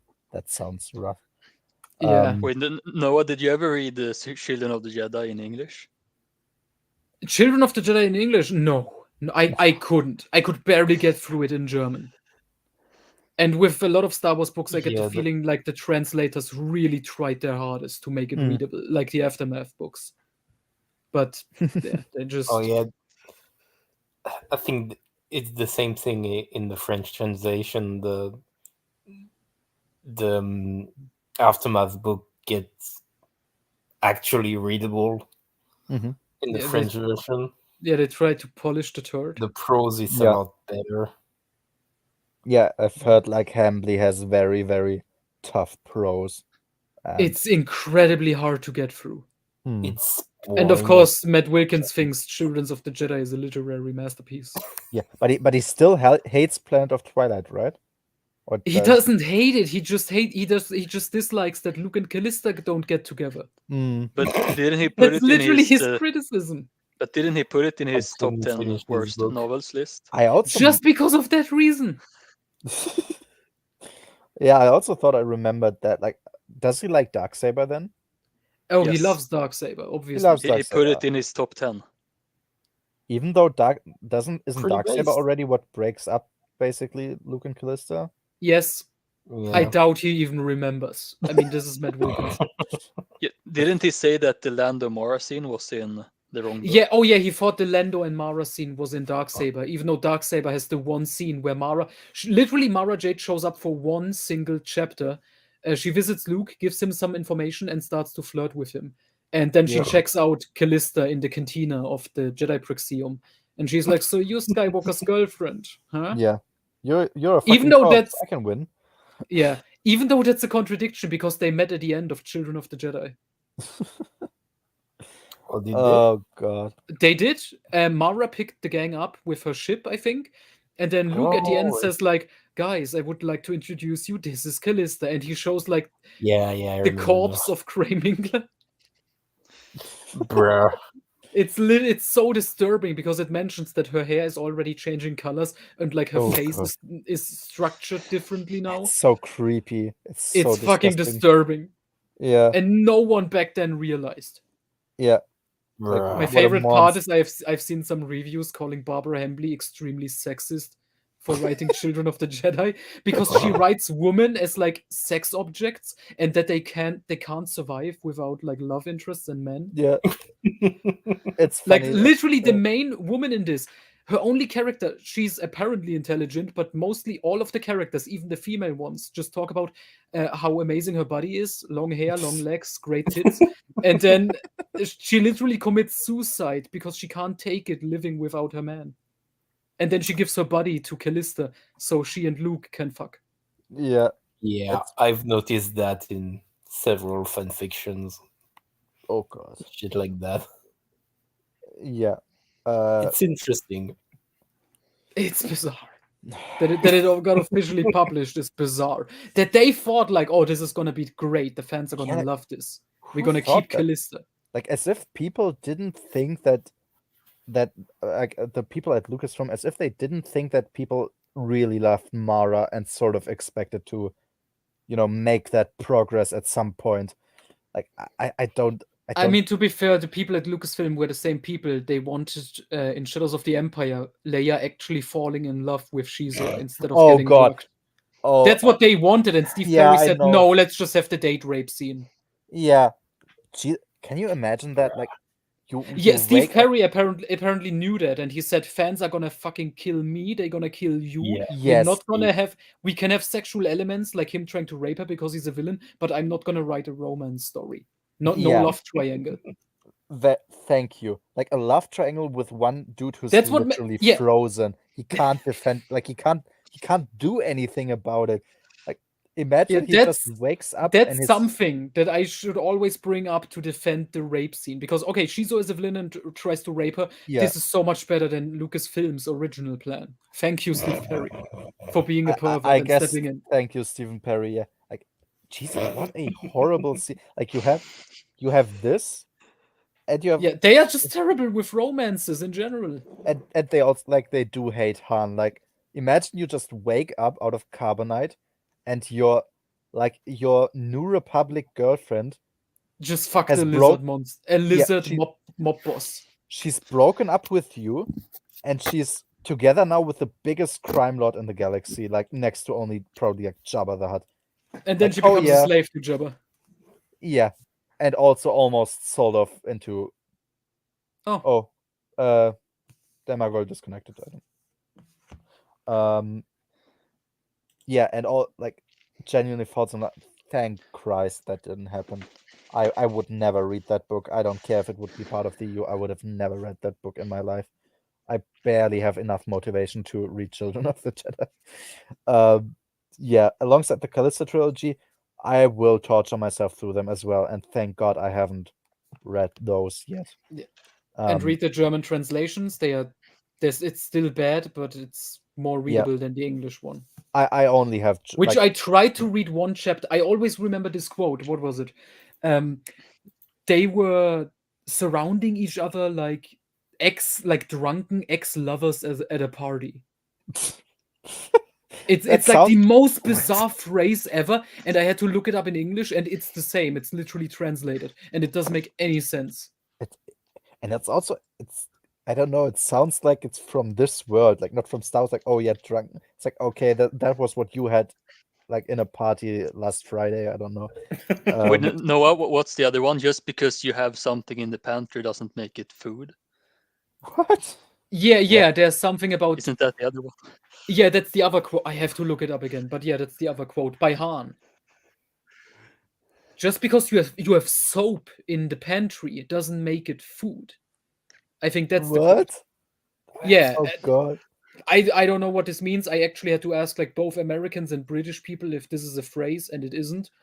So this is just Barbara Hambly being Barbara Hambly. Yeah. Oh my God. Yeah, it's weird. So let's just go through them because I have to torture. Yep. Torture is very wonderful. Crystal Star is a masterpiece. I want to reread it soon on its own. It's so great.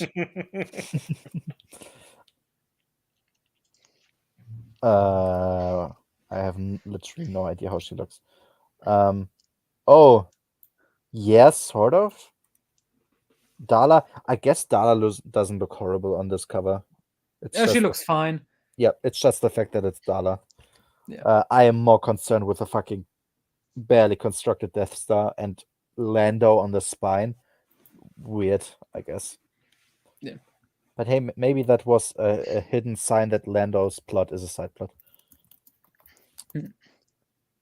That is only because you haven't read Legacy of the Force. Oh god. There's a worse couple in there. What is the worst couple? Jason and Tahiri. Oh. I think Ben and Tahiri is. I like how Fab on the Discord server always like denies that it happens. Like he just said no, it didn't happen. And like people keep sending him the page, like, no, it says here like she's groping and like, no. He also denied Jason and Tahiri fucking, even though that's established. He said, even when I told him like the book literally said they spent the night together, I was like, that doesn't mean they had sex. It just means they spent the night in the same room. He's just in denial. Yeah. Imagine fucking the ex of your dead little brother. That's cool. Yeah, and I'm already not very amused by the fact that Leia and Caesar kiss, but yeah, thank God they didn't fucking actually fall in love together. I guess no one knows. Like, I think if you ask them today, like, who wrote this? Oh, that was me. No idea what I meant. Sorry. Oh, right.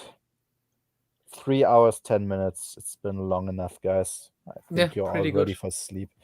But it was really fun. And this was only Jedi Search. This was only Jedi Search. Jesus. Wait till we get... I can't wait for you to get to Dark Apprentice. I want... Same with Jedi Search. I want daily updates on the Discord. I will do. I thought like, oh, by the end I might have been annoying because I'm like posting the updates like... No, we need this. Oh, I didn't even mention this. Since we're talking all Jedi Academy. Yeah. This trilogy was bad enough that Josh quit my channel. He literally started his own Brexit because of I forced him to read this trilogy. I should have forced him to read Darth Plagueis. Yeah. He may have still be around if it wasn't for Jedi Academy. This explains why he's so timid, like very slowly reading Shadows of Mindor, because it's like, oh, you probably recommended it to him, and it's like, oh, this is another book recommended by Noah. He's like expecting. I mean, he's enjoying it. I hope he's just being slow with it because he wants to enjoy every page. Perhaps. After having to suffer through Jedi Academy for like 6 months. No, okay, I will do the daily updates. I might, now that you've mentioned it, maybe I will do a courtship stream. I don't know. Perhaps. Or just a little review. That's just something I recommend for people to start when they start their own channel.